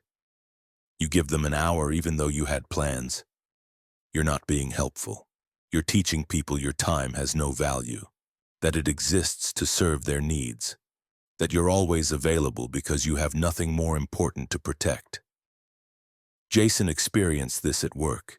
He'd say yes to every meeting, every last-minute request, every quick question that turned into 30 minutes. His calendar was entirely reactive. Other people decided how he spent his time, and he resented it. But he'd never set a boundary. He'd never said, "I'm not available for meetings after 3. He'd never said, "I need you to email me rather than dropping by my desk." He'd never protected his time, so it got consumed by everyone else's priorities. When he finally established boundaries, no meetings before 10 or after 3, no same-day meeting requests, no unscheduled interruptions, people pushed back. They called him difficult, uncooperative. But his productivity tripled because he'd reclaimed his time, and the people who respected the boundary adjusted. The ones who didn't revealed they'd never respected him in the first place. They'd been using his lack of boundaries to extract from him. The second boundary is around how you're spoken to. Most people tolerate disrespect because confronting it is uncomfortable. Someone speaks to you dismissively and you let it slide. Someone interrupts you and you stay quiet. Someone makes a passive-aggressive comment and you pretend you didn't hear it. You tell yourself it's not worth addressing. That you're being mature by rising above it. You're not. You're teaching people that disrespecting you has no consequences, that they can treat you however they want and you'll absorb it, and once you've established that pattern, it becomes the baseline. Elena had a colleague who spoke to her like she was incompetent. Condescending tone, dismissive comments, interruptions during presentations. Everyone noticed it, but Elena never addressed it. She told herself she was being professional by not causing conflict. But internally she was seething. Every interaction left her feeling small, and the resentment built until she couldn't stand being in the same room with him. When she finally set the boundary, calmly, clearly, in private, the behavior stopped. Not because he suddenly became respectful, but because she made it clear she wouldn't tolerate it anymore. She said, "The way you spoke to me in that meeting was disrespectful. It won't happen again." Not, I felt like maybe. Not, I don't want to make this a big deal, but just a clear statement. This is unacceptable. He tested it once more. She addressed it immediately, publicly. I've already told you that's not acceptable. He never did it again, not because he changed as a person, but because she'd established a consequence. Disrespect resulted in public correction. That was the cost. And once the cost was clear, the behavior stopped. The third boundary is around emotional labor. Emotional labor is the work of managing other people's emotions, soothing them when they're upset, absorbing their stress, mediating their conflicts, carrying their anxiety so they don't have to. And many people, especially women, spend their entire lives doing this without recognizing it's not their job. Someone's upset, you manage it. Someone's stressed, you absorb it. Two people are in conflict, you fix it. You become the emotional janitor cleaning up everyone else's mess. And it's exhausting, because you're carrying weight that isn't yours while neglecting your own emotional needs. Samantha did this in every relationship. Her partner had a bad day. She'd spend 2 hours managing his mood. Her mother was anxious. She'd spend the evening reassuring her. Her friend had drama. She'd drop everything to process it. She was always available for everyone else's emotional needs, but no one was available for hers, because she'd never set the boundary that her emotional capacity had limits. When she started enforcing it, I can't process this with you right now, I'm at capacity. People were shocked. Some got angry. They accused her of being cold, selfish, unavailable, because they'd benefited from her lack of boundaries, and now the benefit was being removed. But Samantha stopped feeling drained all the time. She had energy for her own life, because she'd stopped spending it all managing everyone else's emotions. The fourth boundary is around your availability. Most people are always available. They respond to texts immediately. They answer calls whenever. They're accessible 24/7. And they wonder why they never have peace, why they can't focus, why they feel like they're constantly being pulled in different directions. It's because they are. They've made themselves perpetually available, and people have learned to expect it. And now, when they don't respond immediately, people get concerned or annoyed. Are you okay? You didn't text back. The expectation of constant availability has become the norm, and you created that norm by never setting a boundary around it. Here's what most people don't realize. Availability isn't kindness, it's self-abandonment. Every time you drop what you're doing to respond to someone else's non-urgent need, you're communicating that their priorities matter more than yours, that you don't have anything important enough to protect, that you exist in service of their convenience. Marcus set a boundary. He doesn't respond to non-urgent communication after 7 p.m. or before 8 a.m. He doesn't check email on weekends. He doesn't answer his phone unless it's scheduled. People initially resisted. What if I need you? His response, if it's urgent, call twice. Otherwise, it can wait until business hours. Some people didn't like it. They wanted access whenever they wanted it. But Marcus's mental health improved dramatically. He had evenings. He had weekends. He had space to think without constant interruption. And the people who mattered adjusted. The ones who didn't weren't people he needed in his life anyway. The fifth boundary is around what you will and won't do for others. Most people have no clear line about what they're willing to provide. Someone asks for help, they give it. Someone needs a favor, they do it. Someone wants something, they try to provide it. There's no evaluation of whether the request is reasonable, whether they have capacity, whether the person has earned the right to ask. They just say yes, and then resent it, because they didn't want to do it in the first place. But they couldn't say no, because saying no feels mean, and they'd rather resent the person than risk looking unhelpful. This is backwards.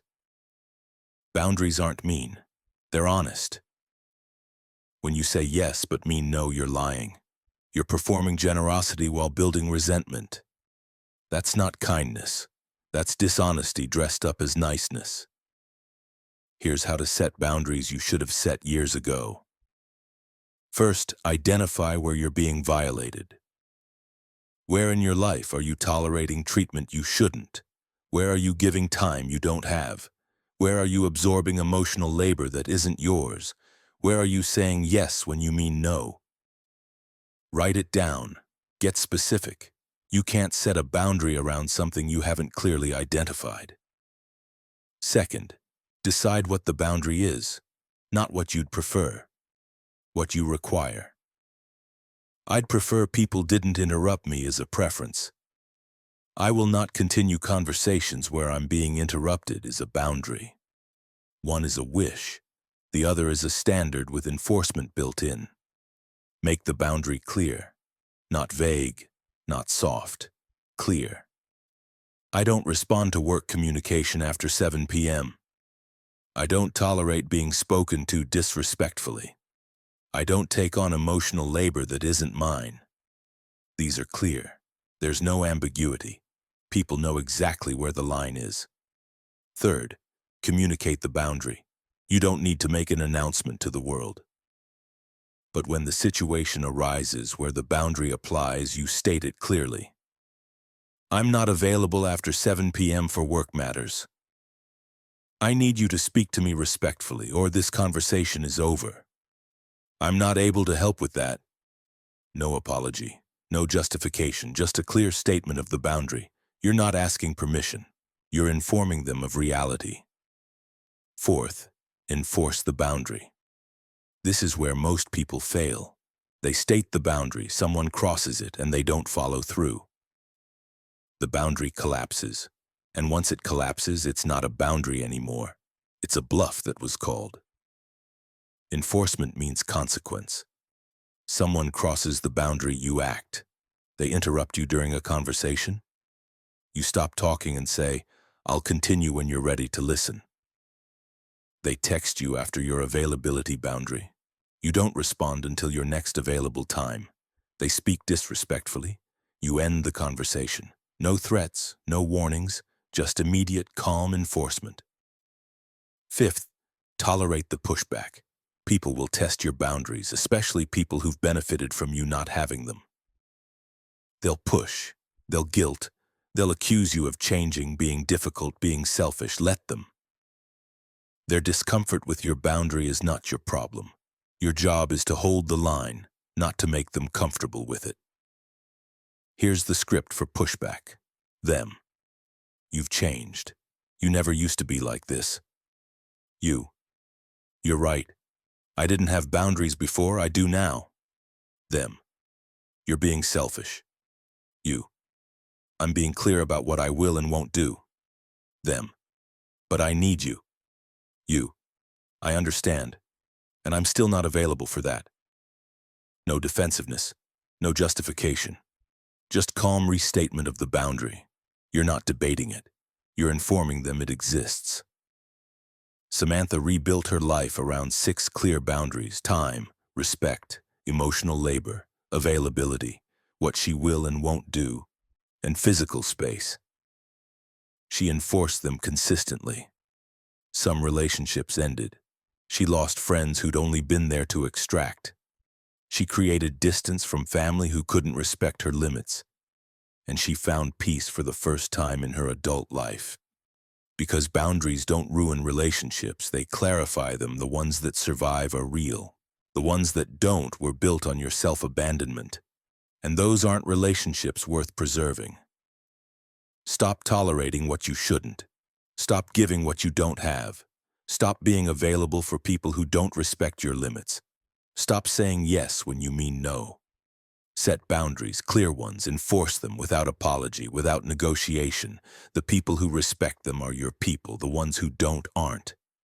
And knowing the difference is worth every uncomfortable conversation, every pushback, every relationship that doesn't survive. Boundaries aren't optional. They're the structure that protects your identity from being consumed by everyone else's needs. Build them. Hold them. Let them do their job. That's how you stop paying for boundaries you never set. Chapter 7. Rebuilding Identity Through Self-Respect. There's a man named Thomas who could achieve anything except self-respect. He built a successful business, maintained relationships, looked put together from the outside, but internally he couldn't stand himself. Not because he'd done something terrible, because he couldn't trust himself. He'd make promises to himself and break them, set standards and violate them, commit to things and abandon them when they got hard. He was reliable to everyone except himself, and that inconsistency destroyed any foundation he tried to build. Self-respect isn't something you think your way into. It's not something you affirm or visualize. Self-respect is the inevitable result of keeping promises to yourself, of doing what you said you'd do when you said you'd do it, of honoring your own standards even when no one's watching. It's built through action, not intention. And most people never build it because they confuse wanting to respect themselves with actually earning it. You don't earn self-respect through achievement. You earn it through integrity, through being someone whose word means something, especially to yourself. Let's talk about why self-respect is the foundation of identity. Without self-respect, you can't trust yourself. And if you can't trust yourself, you can't build anything stable. Every decision becomes uncertain because you don't know if you'll follow through. Every commitment feels shaky because you have evidence you'll abandon it when it gets uncomfortable. Every standard feels optional because you've violated your own standards repeatedly. That lack of trust creates paralysis. You don't move forward because you don't believe you'll actually do what you say you're going to do. So you stay stuck. Not because you lack capability, but because you lack trust in your own follow-through. Self-respect is also the antidote to external validation. When you respect yourself, other people's opinions carry less weight. Not because you're arrogant, but because you have internal approval. You know you're living according to your standards. You know you're keeping your word to yourself. That knowledge creates a stability that external approval can never provide. But when you don't respect yourself, you need external validation constantly. Because internally you know you're not living with integrity. You know you're breaking promises to yourself. You know you're compromising your own standards. And that knowledge creates shame. So you seek external approval to cover the shame. You need people to tell you you're good enough because you don't believe it yourself. That need makes you controllable. Anyone who can provide validation can manipulate you. And you'll compromise yourself repeatedly to maintain their approval because it's the only approval you have. Now let's talk about how self-respect is built. It starts with small, private promises. Not big declarations. Not public commitments. Small promises between you and yourself that no one else knows about. These are the ones that matter most because there's no external accountability. No one will know if you break them except you. And that's exactly why they build self-respect. You're not performing for an audience. You're proving something to yourself. The promise doesn't need to be ambitious. It can be simple. I will make my bed every morning. I will not check my phone for the first hour after waking. I will drink water before coffee. The specific promise matters less than whether you keep it. When you keep a small promise to yourself, something shifts internally. You start to believe your word means something. That when you say you'll do something, you actually will. That internal trust is the beginning of self-respect. Thomas started with one promise. No phone in the bedroom. That's it. He charged his phone in another room every night for 30 days. It was uncomfortable. He wanted the convenience. He wanted to check messages before bed. But he held the line. And by the end of 30 days, something had changed. He'd proven to himself that he could keep a promise when it was hard. That proof gave him leverage for the next promise. Within 6 months, he'd built a foundation of kept promises. And those kept promises created self-respect, which created confidence. Not the fake kind you perform, but the real kind that comes from knowing you can rely on yourself. Here's how to build self-respect systematically. First, identify one promise you can keep for 30 days. 1. Not 5. 1. Make it small enough that you have no excuse for breaking it, so small it feels almost trivial. That's the right size, because the goal isn't to prove you can do something hard. The goal is to prove you can keep your word. And keeping your word on something small builds the same self-respect as keeping it on something big. Second, track it. Every day, mark whether you kept the promise. Don't rely on memory. Write it down. Make it visible, because visibility creates accountability to yourself, and self-accountability is what builds self-respect. Use a simple system, a calendar with X marks, a journal with yes/no, a spreadsheet. The method doesn't matter, the tracking does. Because without tracking, you can lie to yourself about whether you're actually following through. With tracking, you confront reality. You either kept the promise or you didn't. No ambiguity. Third, enforce a consequence for breaking the promise, not punishment. Consequence. Something that makes breaking the promise less appealing than keeping it. For some people, it's financial. They put money on the line. For others, it's a privilege they lose. If I break this promise, I don't get to do the thing I was going to do instead. Thomas's consequence was simple. If he brought his phone into the bedroom, he deleted all social media apps for 24 hours. The first time he broke his promise, he followed through. Deleted the apps. It was uncomfortable. But it worked, because now there was a cost, and that cost made him take the promise seriously. Fourth, don't add a second promise until you've kept the first one for 30 days.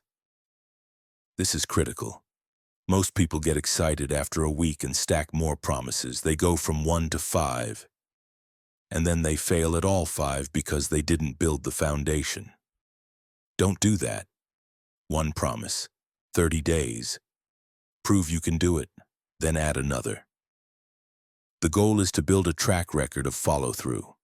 That track record is what creates self-respect, not the ambition of attempting 10 things, the reality of completing one. Fifth, make the promise non-negotiable. No exceptions, no just this once. No, I'm too tired today. The promise holds regardless of circumstance, because every exception you make teaches you that your word is conditional, that your commitments are optional when they become inconvenient. And conditional commitments don't build self-respect, they erode it. Here's what happens when you build self-respect through kept promises. First, decision-making becomes easier. You're not paralyzed by uncertainty because you trust yourself to handle outcomes. You know if you make a decision, you'll follow through. And if it's wrong, you'll deal with it. That trust removes the fear that keeps most people stuck. Second, you stop seeking external validation. You have internal approval because you're living with integrity. You're keeping your word to yourself. That creates a stability that external opinions can't shake. People can approve or disapprove, but it doesn't destabilize you because you have your own approval. Third, anxiety decreases. Much of anxiety comes from the gap between what you say and what you do. You say you'll work out, but you don't. You say you'll finish the project, but you procrastinate. You say you'll set the boundary, but you cave. That gap creates internal tension. Your mind knows you're not living with integrity, and that knowledge manifests as anxiety. When you close the gap by keeping promises to yourself, the anxiety decreases. Not because life gets easier, but because you're no longer at war with yourself. Your actions match your intentions, and that alignment creates peace. Fourth, other people's behavior matters less. When you respect yourself, you're less affected by how others treat you. Not because you don't care, but because your sense of worth isn't dependent on their treatment. You know you're living with integrity. You know you're keeping your standards. And that knowledge creates a foundation external circumstances can't destabilize. Someone disrespects you. It's data about them, not you. Someone rejects you. It's information about compatibility, not worth. Someone disapproves of your decision. It's their opinion, not a referendum on your value. Self-respect creates the internal stability that makes external circumstances less volatile. Fifth, confidence emerges naturally, not the performed kind, the quiet kind, the kind that comes from knowing you can trust yourself. You're not worried about whether you'll follow through because you have evidence you will. You're not concerned about failure because you trust yourself to handle it. That trust is what confidence actually is, and it only comes from self-respect. From being someone whose word means something, especially to yourself. Now let's talk about what destroys self-respect. The first thing is broken promises to yourself. Every time you say you'll do something and don't, you withdraw from your self-respect account. Once or twice doesn't destroy it, but compound that over years and you're massively overdrawn.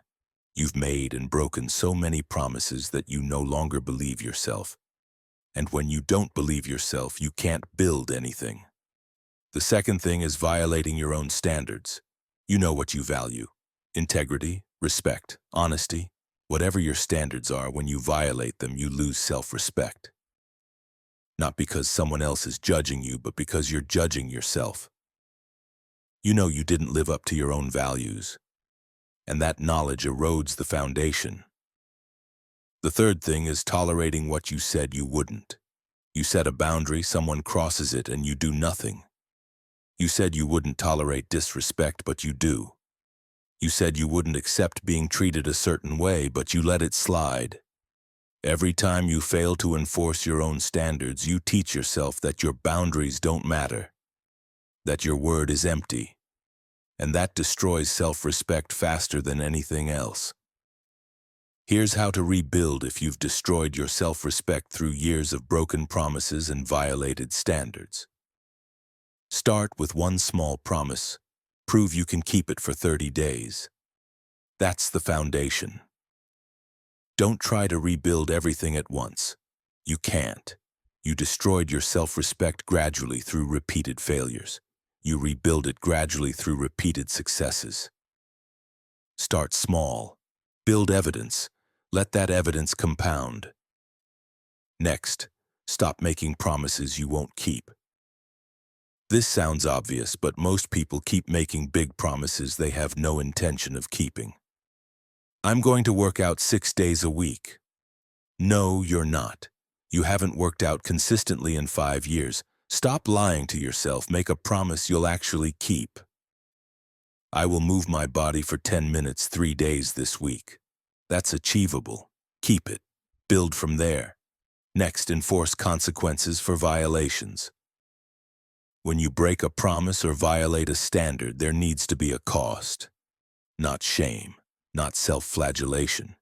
Just a clear, predetermined consequence. If I break this promise, this happens. Then follow through. That consequence is what makes the promise real. Without it, it's just a wish. Finally, be patient. You didn't destroy your self-respect overnight. You're not rebuilding it overnight. This takes time. Months, maybe years if the damage is deep. But every kept promise, every enforced boundary, every day you live with integrity deposits into the account. And over time, those deposits compound. Thomas rebuilt his self-respect over 18 months. One promise at a time. One kept commitment at a time. One enforced boundary at a time. It wasn't fast, but it was real. And by the end, he'd become someone he respected. Not because he was perfect, but because he was consistent. His word meant something. His standards weren't negotiable. His integrity was intact. And that integrity gave him something no external achievement ever could: self-respect. The quiet knowledge that he could trust himself, that he'd follow through, that he'd keep his word, that he was someone worth respecting. That's the foundation identity is built on. Not achievement, not approval, self-respect. The earned confidence that comes from being someone whose word means something, especially to yourself. Build that. One promise at a time. One kept commitment at a time. One enforced boundary at a time. That's how you become unshakable. Not because nothing affects you. Because you have a foundation nothing can destabilize. And that foundation is self-respect. Earn it. Protect it. Build your life on it. Everything else comes after. Chapter 8. Becoming internally referenced. There's a woman named Laura who couldn't make a decision without consulting at least 3 people. Job offer? She'd poll her friends, her family, her mentor. Should she end the relationship? She'd ask everyone she knew where to live. She needed consensus. Even small things, what to wear, where to eat, how to spend her weekend, required external input. She thought she was being thorough, gathering perspectives, making informed decisions. What she was actually doing was outsourcing her authority, and every time she did that, she reinforced the belief that she couldn't trust her own judgment. By 34, she was so dependent on external validation that she genuinely didn't know what she wanted. Not because her wants were unclear, but because she'd trained herself not to trust them. She'd spent so long asking, "What will people think?" that she'd stopped asking, "What do I think?" And without an internal reference point, she was at the mercy of whoever had the loudest opinion.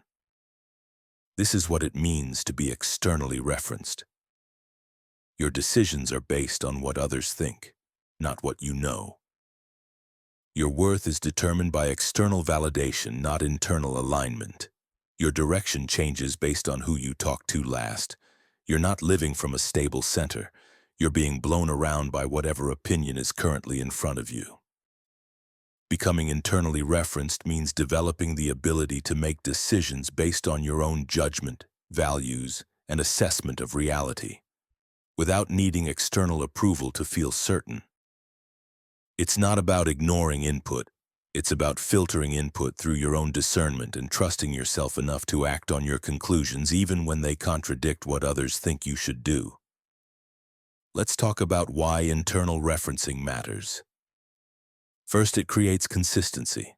When your decisions are based on external validation, your direction changes constantly. Someone says you should do one thing, you move that way. Someone else says the opposite, you change course. You're not building toward anything because your direction keeps shifting based on whose opinion you're prioritizing today. Internal referencing creates a stable center. Your values don't change based on who's in the room. Your judgment doesn't shift based on the last conversation you had. You move from a fixed point, and that consistency allows you to build momentum. Because you're not constantly starting over every time someone gives you different advice. Second, it protects you from manipulation. Externally referenced people are easy to control. They're seeking certainty, and whoever offers it with enough confidence can steer them. Manipulative partners, controlling family members, toxic workplace cultures. They all exploit the same weakness, your need for external validation. As long as you need someone else to tell you what's right, whoever controls that validation controls you. Internal referencing makes you difficult to manipulate because you're not looking for someone to tell you what to think. You're capable of thinking for yourself. You can listen to input without needing to adopt it. You can hear advice without needing to follow it. And that independence removes the leverage manipulators depend on. Third, it builds self-trust. Every time you make a decision based on your own judgment and live with the result, you build evidence that you can trust yourself. Even when the decision turns out badly, you learn you can handle being wrong. That evidence compounds. Over time, you develop confidence not in always being right, but in your ability to make decisions and deal with whatever comes. Externally referenced people never build that trust. Because they never practice trusting themselves, they're always deferring to someone else's judgment. So even when decisions work out, they credit the person they consulted, and when decisions fail, they blame them. Either way, they're not building trust in their own capacity. Now let's talk about how to become internally referenced. The first step is developing a value system. Internal referencing requires an internal standard to reference. If you don't know what you value, you can't make decisions aligned with those values. You're just guessing, or adopting whatever values the person you're asking holds. Your value system is your decision-making framework. When two options conflict, your values tell you which to choose.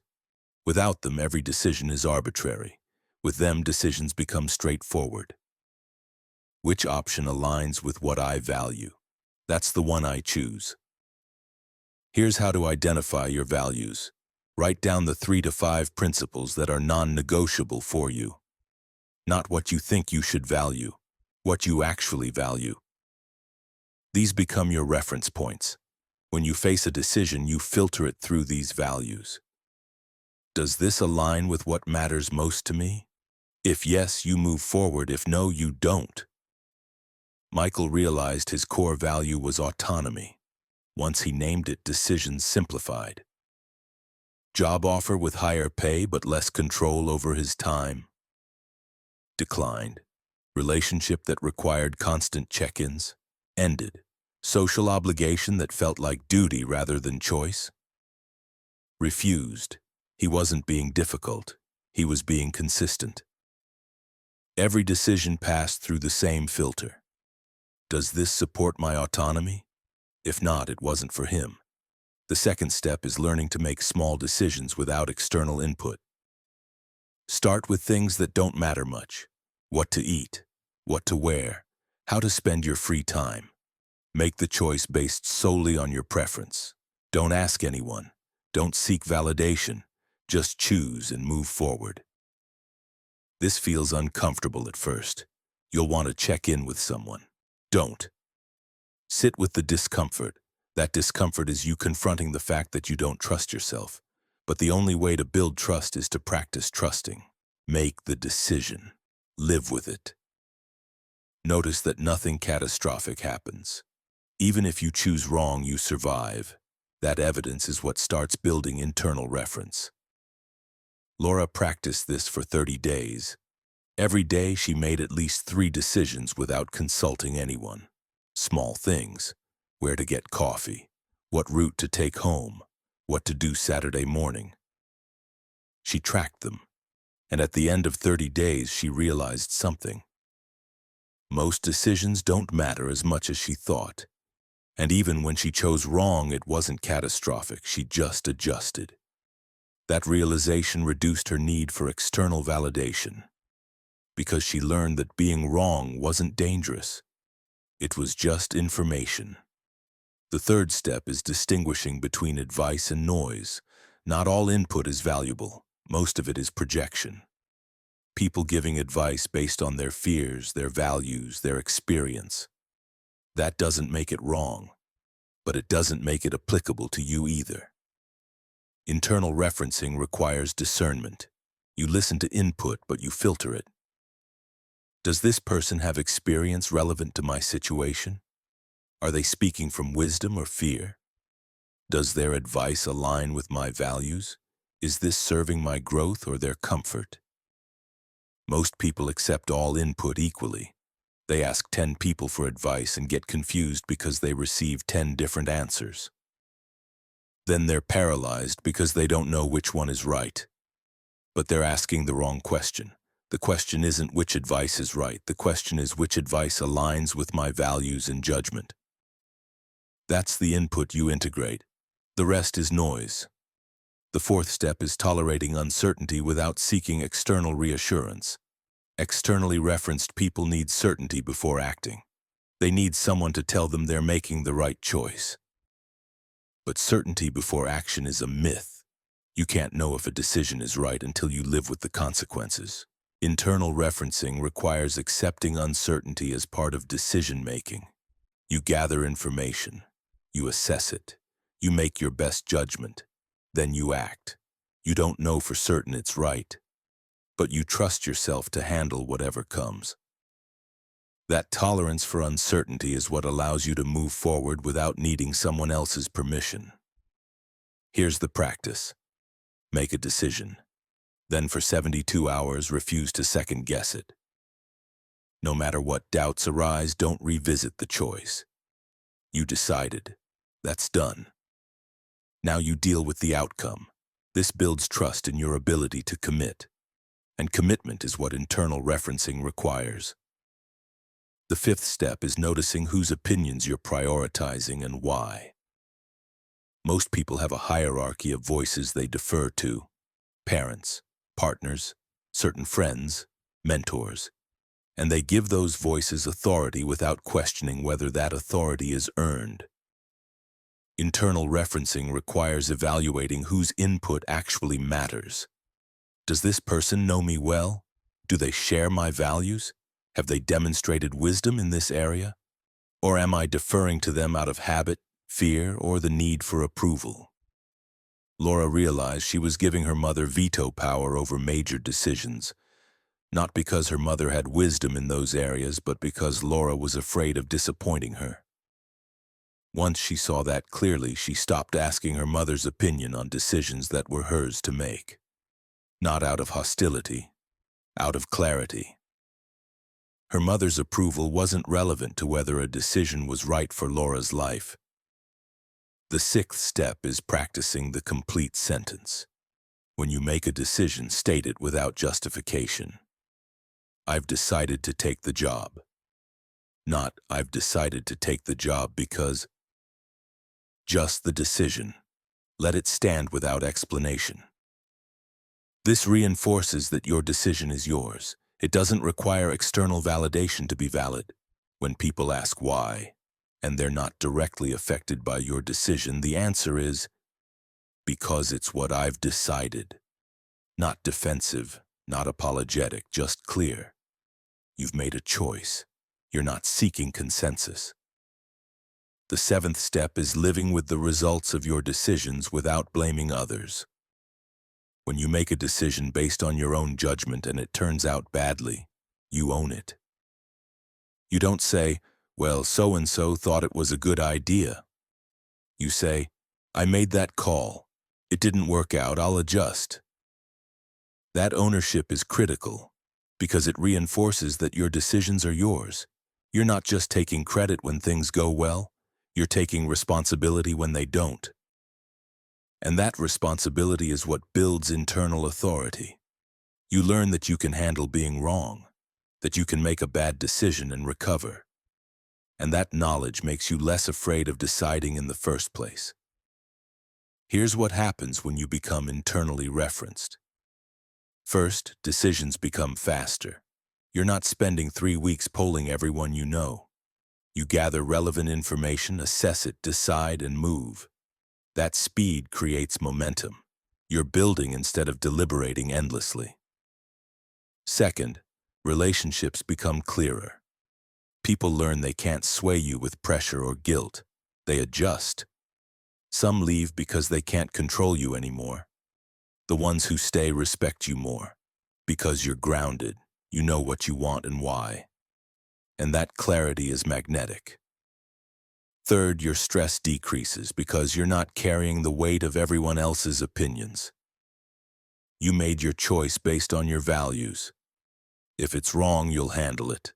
That acceptance removes the anxiety that comes from needing external approval before you can move.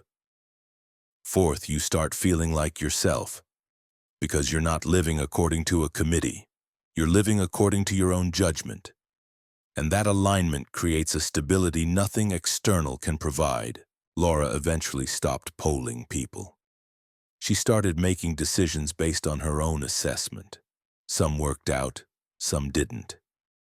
But she learned something more important than always being right. She learned she could trust herself. The fear of being wrong had kept her dependent on external validation. Once she realized she could survive her mistakes, the fear lost its power. And without the fear, she didn't need constant reassurance. She just needed clarity about her values and the courage to act on them. Stop outsourcing your authority. Stop waiting for consensus before you move. Stop giving other people's opinions more weight than your own judgment. Develop your values. Make decisions without external input. Filter advice through your own discernment. Tolerate uncertainty. Evaluate whose opinions actually matter. State decisions without justification. Own your results. That's how you become internally referenced. That's how you build authority that can't be taken from you. Because it doesn't come from external validation. It comes from internal clarity. And once you have that, no one can move you off center. Because your center is yours, and no one has access to it but you. Build that. It's the foundation everything else rests on. Chapter 9. Acting from structure, not emotion.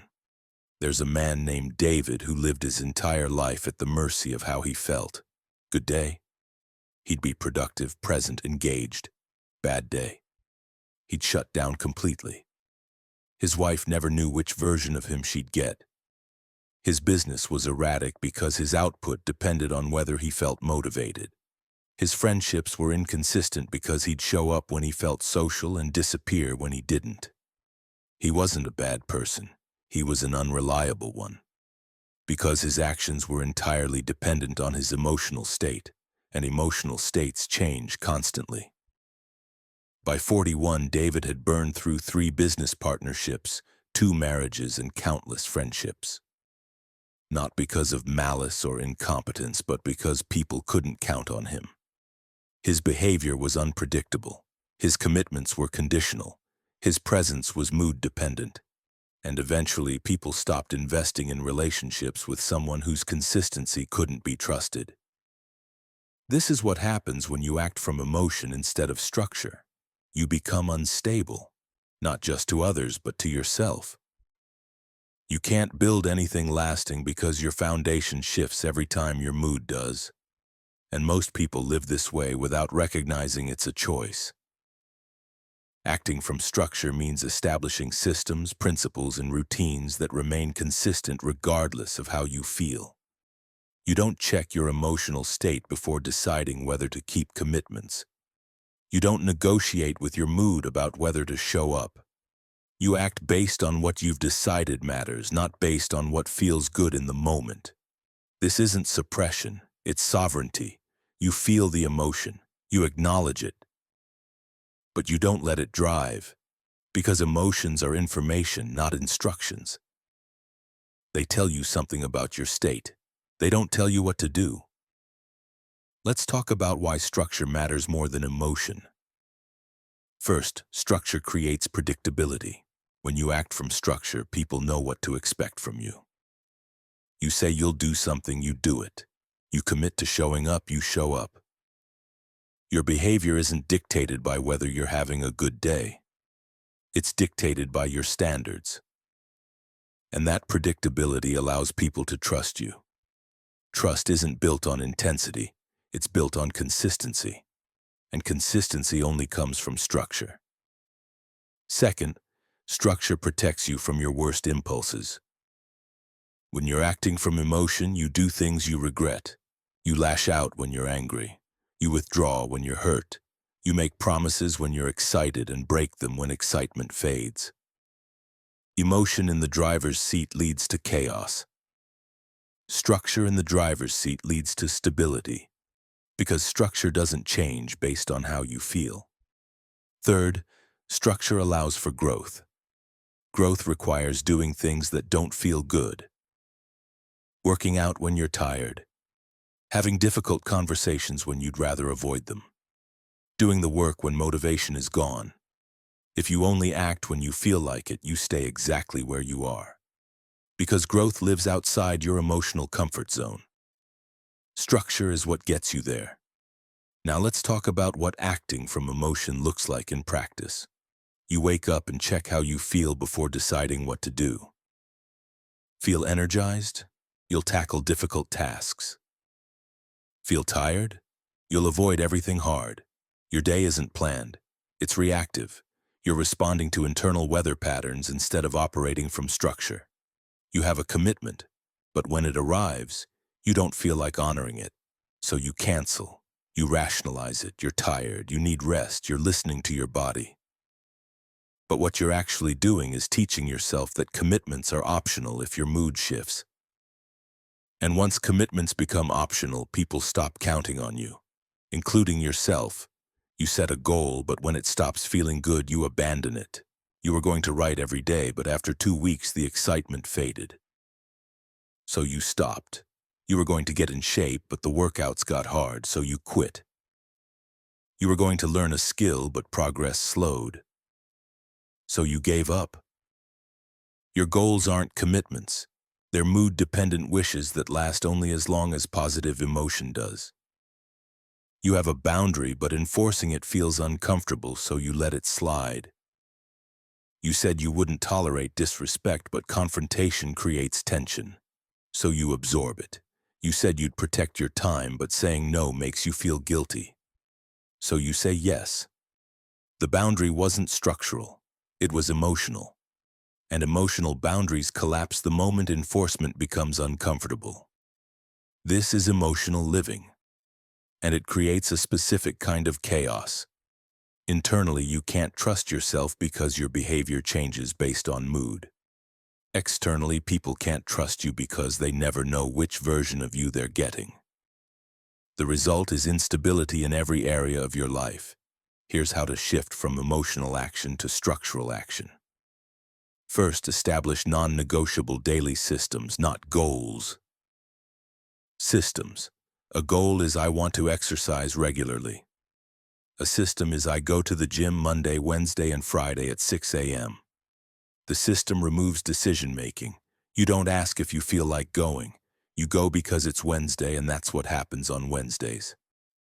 Start with 3 systems: morning routine, work hours, evening wind down. Whatever the specific content, make them consistent. Same time, same sequence, every day. Not just days you feel motivated, every day. The structure holds regardless of emotion. David implemented this after his second divorce. He established a morning routine. Wake at 5:30, move for 20 minutes, sit in silence for 10, plan the day. Every morning, no exceptions. At first, it felt rigid.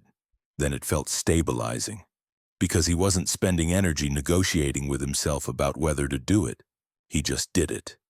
And that consistency created a foundation his life had never had. Second, enforce your commitments regardless of how you feel. You said you'd do something, you do it. Not if you feel like it, not if it's convenient.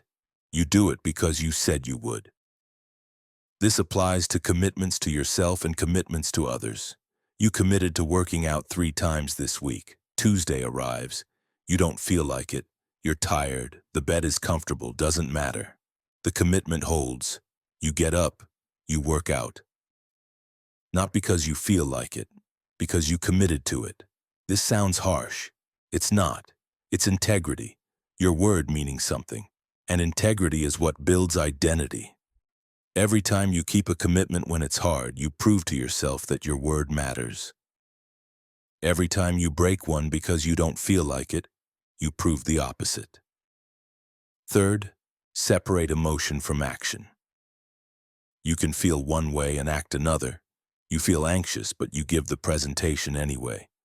You feel unmotivated, but you start the work anyway.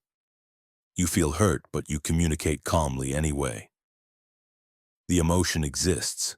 You're not suppressing it, but you're not letting it dictate behavior. Here's the practice. Notice the emotion, name it. I'm feeling resistant. I'm feeling tired. I'm feeling anxious. Then ask, what does my structure require me to do right now? Then do that, regardless of how you feel. This builds the skill of emotional sovereignty. You're in charge. Not your emotions. They inform you. They don't control you. Fourth, plan your actions in advance. Don't wait until the moment to decide what to do. Decide ahead of time. Sunday night, plan the week. What days you'll work out, when you'll work on specific projects, when you'll connect with specific people, lock it in. Then when the time comes, you execute. You don't reevaluate based on how you feel. You follow the plan. This removes emotional negotiation. The decision was already made. Now you're just implementing. And implementation doesn't require motivation. It just requires follow-through. Fifth, track compliance, not feelings. At the end of each day, ask, did I follow my structure, yes or no? Not, how did I feel about it? Just, did I do what I said I'd do? Track that. Make it visible. Because compliance is what builds identity. Feelings are irrelevant. You'll have days where you follow the structure and feel terrible. Days where you break the structure and feel great. The feelings don't matter. The compliance matters. Because compliance is what builds self-trust, and self-trust is what creates stability. Jennifer struggled with this. She'd start routines with enthusiasm and abandon them when the feeling faded. She thought structure was the problem, that it was too rigid, that she needed more flexibility. But flexibility was her problem. She had too much. She needed constraint. She needed structure that held even when she didn't feel like honoring it. She implemented one structure: work hours, 8 a.m. to 4 p.m., Monday through Friday. No negotiation. She worked during those hours whether she felt motivated or not, whether clients were demanding or absent, whether she was inspired or drained. The structure held.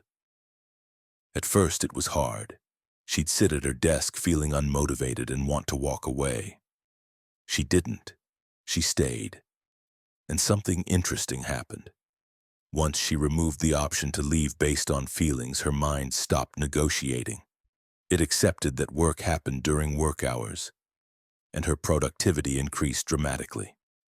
Not because motivation increased, but because the structure removed constant internal debate. Sixth, build structure around the behaviors that matter most. For most people, that's health, work, and relationships. These are the areas where consistency creates the most impact. Health structure: what you eat, when you move, when you sleep. Make it consistent, not flexible based on mood. Consistent: you eat specific foods at specific times, you move your body on specific days, you sleep and wake at specific times. The structure removes negotiation. Work structure: when you work, what you work on, when you stop. Make it non-negotiable. You don't check how you feel before starting. You start at the designated time because that's when work happens. Relationship structure: when you connect with people who matter. Weekly call with your parent, date night with your partner, monthly gathering with close friends. These aren't if I feel like it events, they're structural. They happen regardless of mood. Seventh, prepare for emotional resistance. Your emotions will push back against structure. You'll feel restricted, controlled, like you're not honoring your authentic needs. That's not authenticity talking, that's the part of you that wants to avoid discomfort. And if you listen to it, you'll stay stuck in emotional reactivity. The resistance fades. Once structure becomes habitual, it stops feeling restrictive and starts feeling stabilizing. But you have to stay with it long enough for that shift to occur. Most people quit during the resistance phase. They interpret discomfort as evidence that structure isn't right for them. It's not. It's evidence that they're changing. And change is always uncomfortable. Here's what happens when you act from structure instead of emotion. First, you become reliable to yourself and others. People know they can count on you because your behavior isn't mood-dependent. You show up. You follow through. You keep your word. That reliability builds trust, and trust is the foundation of every meaningful relationship. Second, your productivity increases because you're not wasting energy negotiating with yourself about whether to work. You just work. Structure removes decision fatigue, and that freed up energy goes toward actual output. Third, Your emotional state stabilizes. When you're not at the mercy of every mood shift, your baseline improves. You're not riding emotional waves. You're operating from a stable foundation, and that foundation allows you to experience emotions without being controlled by them. Fourth, you build self-respect because you're keeping your word to yourself. You said you'd do something and you did it. That consistency creates self-trust, and self-trust is what confidence actually is. David rebuilt his life around structure, morning routine, work hours, weekly commitments to his kids, monthly check-ins with close friends. None of it was negotiable, and within a year his life was unrecognizable, not because circumstances changed, but because he became reliable. People could count on him. He could count on himself. And that reliability gave him something he'd never had: stability. Stop acting from emotion. Stop letting how you feel dictate what you do. Stop negotiating with your mood about whether to keep commitments. Establish structure. 3 non-negotiable systems. Enforce commitments regardless of feelings. Separate emotion from action. Plan in advance. Track compliance. Do this for 90 days. Not 7, 90, because structure takes time to become automatic. At first it's discipline, then it's habit, then it's identity. Emotional living creates chaos. Structural living creates foundation, and foundation is what identity is built on. You can't build anything lasting on shifting emotional ground. Stop letting feelings drive. Start letting structure drive. That's how you become someone you can count on. That's how you build trust with yourself. That's how you create a life that doesn't fall apart every time your mood shifts. Structure isn't prison. It's the framework that holds you together when everything else is trying to pull you apart. Build it, honor it, live from it. That's where stability lives. That's where identity lives. That's where the life you actually want becomes possible. Chapter 10. Living in a way you don't have to escape from. There's a woman named Claire who spent her weekends in a state of controlled obliteration. Friday night, she'd drink until she couldn't think. Saturday, she'd sleep until noon, then numb herself with television and social media until it was acceptable to drink again. Sunday, she'd oscillate between dread about Monday and brief attempts to prepare for the week ahead. By Sunday night, she'd feel the weight returning. And Monday morning, she'd drag herself back into a life she couldn't stand. She wasn't an alcoholic. She wasn't depressed in the clinical sense. She was just living in a way that required constant escape. Her job drained her. Her relationship felt empty. Her daily routine was joyless. She'd built a life that was so misaligned with who she was that the only way to tolerate it was to regularly disconnect from it. And she thought this was normal, that everyone felt this way, that life was supposed to be something you endured during the week and escaped from on weekends. Until one day, sitting in her apartment on a Saturday afternoon, half drunk and scrolling mindlessly, she realized, this isn't living. This is surviving, and barely. This is what happens when you build a life that doesn't fit. You spend enormous energy escaping it. Not physically, most people can't just leave, but mentally.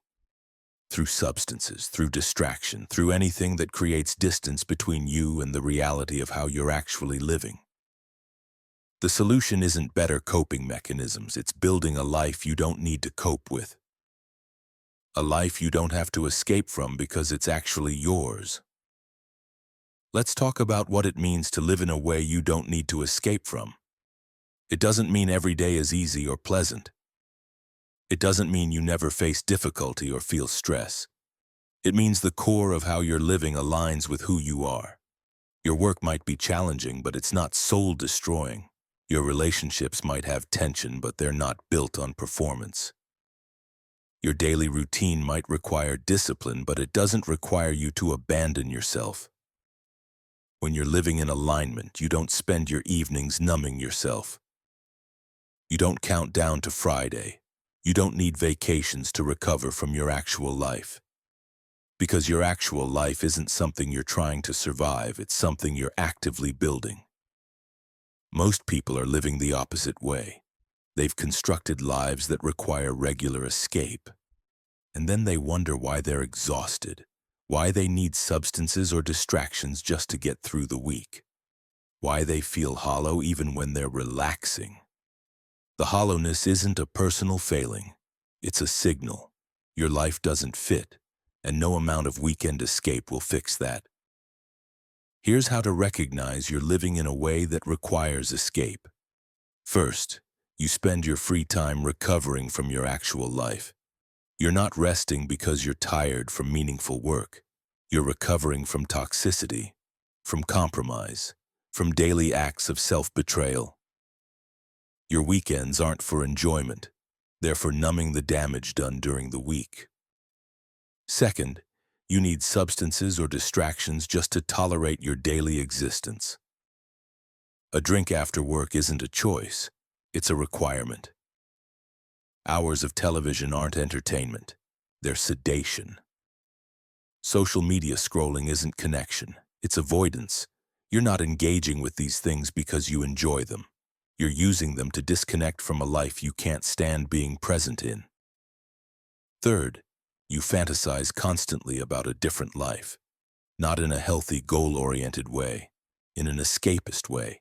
You imagine winning the lottery, quitting your job dramatically, moving to another country, starting over completely. These fantasies are signals. Your subconscious is telling you, this life doesn't fit. But instead of changing the life, you just fantasize about escaping it. Fourth, you dread Sundays. Sunday evening anxiety is so common it has a name. But it's not normal. It's a symptom of living in a way that doesn't align with who you are. If you're dreading the return to your actual life is the problem, not your inability to manage the dread. Fifth, you can't remember the last time you felt genuinely at peace. Not the absence of stress, but the presence of alignment. You're either frantically busy or desperately escaping. You oscillate between grinding and numbing. There's no middle ground where you're simply present and okay. Now let's talk about why people build lives they have to escape from. The first reason is they built according to external expectations. They chose the job that impressed people, not the work that engaged them. They pursued the relationship that looked right, not the connection that felt right. They constructed a life that photographs well but feels hollow to inhabit. And now they're stuck in it, wondering why achievement doesn't equal fulfillment. Marcus experienced this. He became a doctor because his parents wanted it, built a practice, made good money, had respect, and hated every single day. Not because medicine was bad, but because it wasn't his. He'd spent 15 years building someone else's vision of success, and the cost was that he needed increasingly elaborate escapes just to tolerate his own existence. The second reason is they compromised their values gradually. They took the job that paid well but violated their integrity. They stayed in the relationship that was comfortable but unfulfilling. They accepted treatment they said they wouldn't tolerate. Each compromise felt small at the time, but they compounded, and now they're living so far outside their values that the cognitive dissonance is unbearable. The only way to manage it is to stop being conscious, to numb, to escape. The third reason is they ignored their internal signals. They felt the misalignment, but they rationalized it. It's not that bad. Everyone deals with this. I just need to push through. They overrode their instincts repeatedly until they stopped hearing them altogether. And now they're in a life they don't recognize, wondering how they got there. Here's how to build a life you don't need to escape from. First, audit your current life honestly. Where are you compromising yourself? Where are you performing instead of being? Where are you tolerating what you said you wouldn't? Where are you building according to someone else's standards instead of your own? Write it down. All of it. You can't change what you won't acknowledge. Claire did this exercise. She listed everything misaligned in her life. Her job required constant performance of enthusiasm she didn't feel. Her relationship was sustained through suppressing her actual needs. Her friendships were shallow because she never showed up authentically. Her daily routine had no space for what actually mattered to her. When she saw it written out, she realized, I'm not living my life. I'm performing someone else's version of what my life should look like. Second, identify your non-negotiables. What do you require to feel like yourself? Not what would be nice, what is necessary.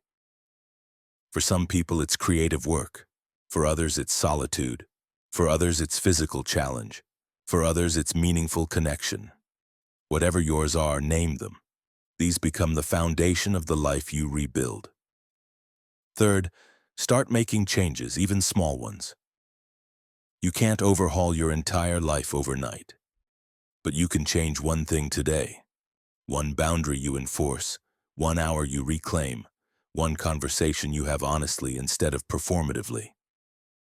Start small, but start, because small changes compound, and compound changes transform lives.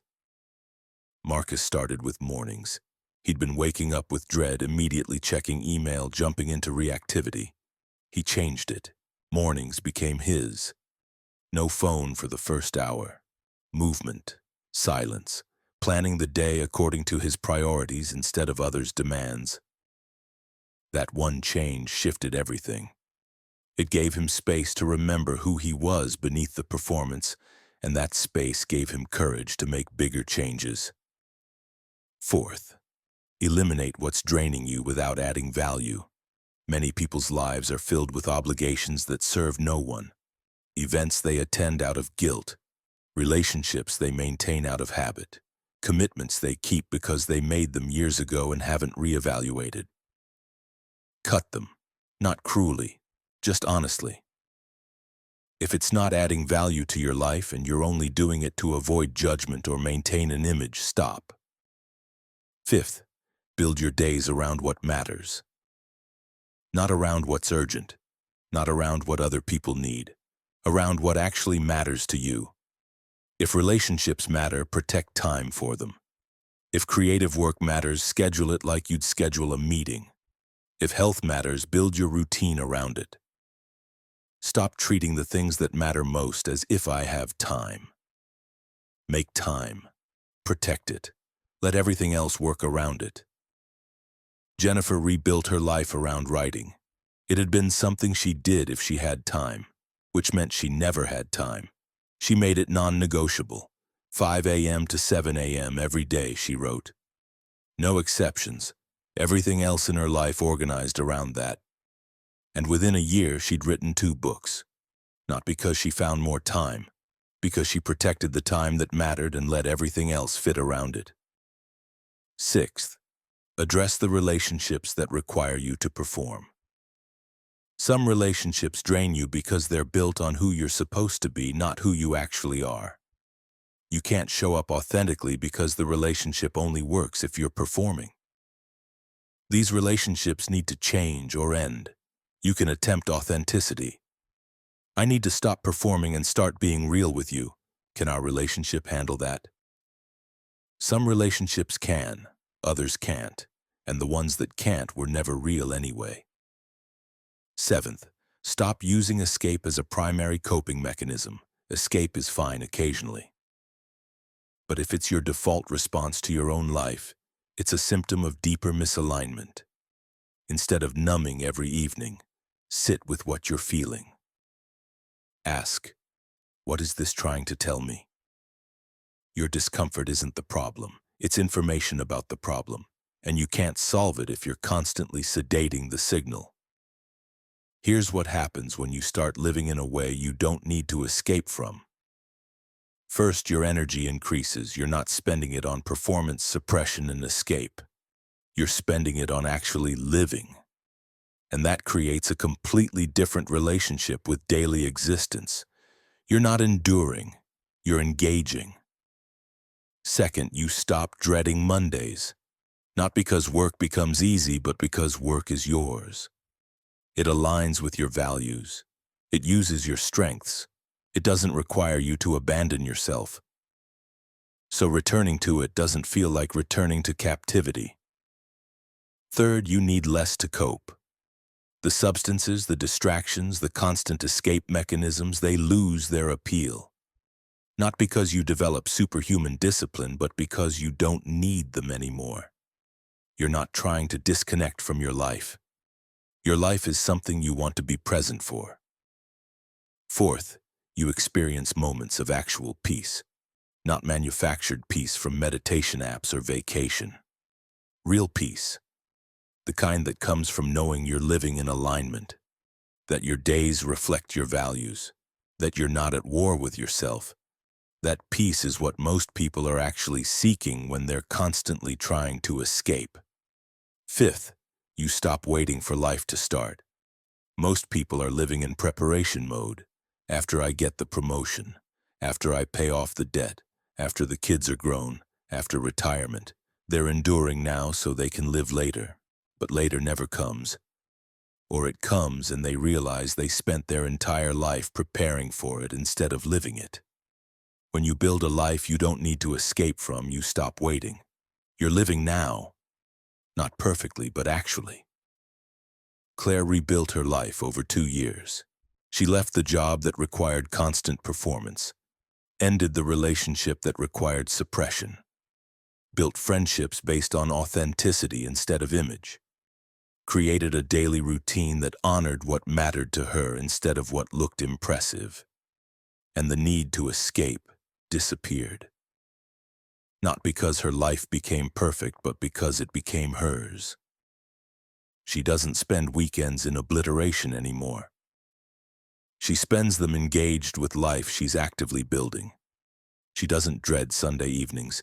She's not excited to return to work Monday, but she's not dreading it either, because her work is aligned with who she is. She doesn't need substances to tolerate her daily existence. She's present for it. Sometimes it's hard, but it's real. Stop building a life you have to escape from. Stop numbing yourself to survive your own existence. Stop waiting for some day when you can finally live. Audit your life. Identify what's misaligned. Make changes. Start small if you have to. But start, because you don't get infinite time to figure this out. And spending your one life escaping from it is the ultimate tragedy. Build a life that fits, a life that aligns with who you actually are, not who you think you should be. A life you can be present for without needing constant distraction or sedation. That's not a luxury, that's the baseline. And anything less than that is just survival. You're capable of more than survival. But you have to be willing to change what's not working instead of just coping with it. Do that, build that, live that. That's where identity becomes unshakable. Because it's not constructed from external achievement or approval. It's built from the daily experience of living in alignment with yourself. And once you have that, nothing can break you. Because your life isn't something that's happening to you. It's something you're actively creating. Create it. Starting now. If this audiobook has brought you clarity, strength, or peace, consider supporting the channel so more people can find this message. Please like this audio and subscribe. Your support helps this work reach those who feel overwhelmed, anxious, or unprotected, and gives them a path back to calm, confidence, and emotional freedom. Thank you for listening. Stay grounded. Stay wise. You are the anchor in every storm.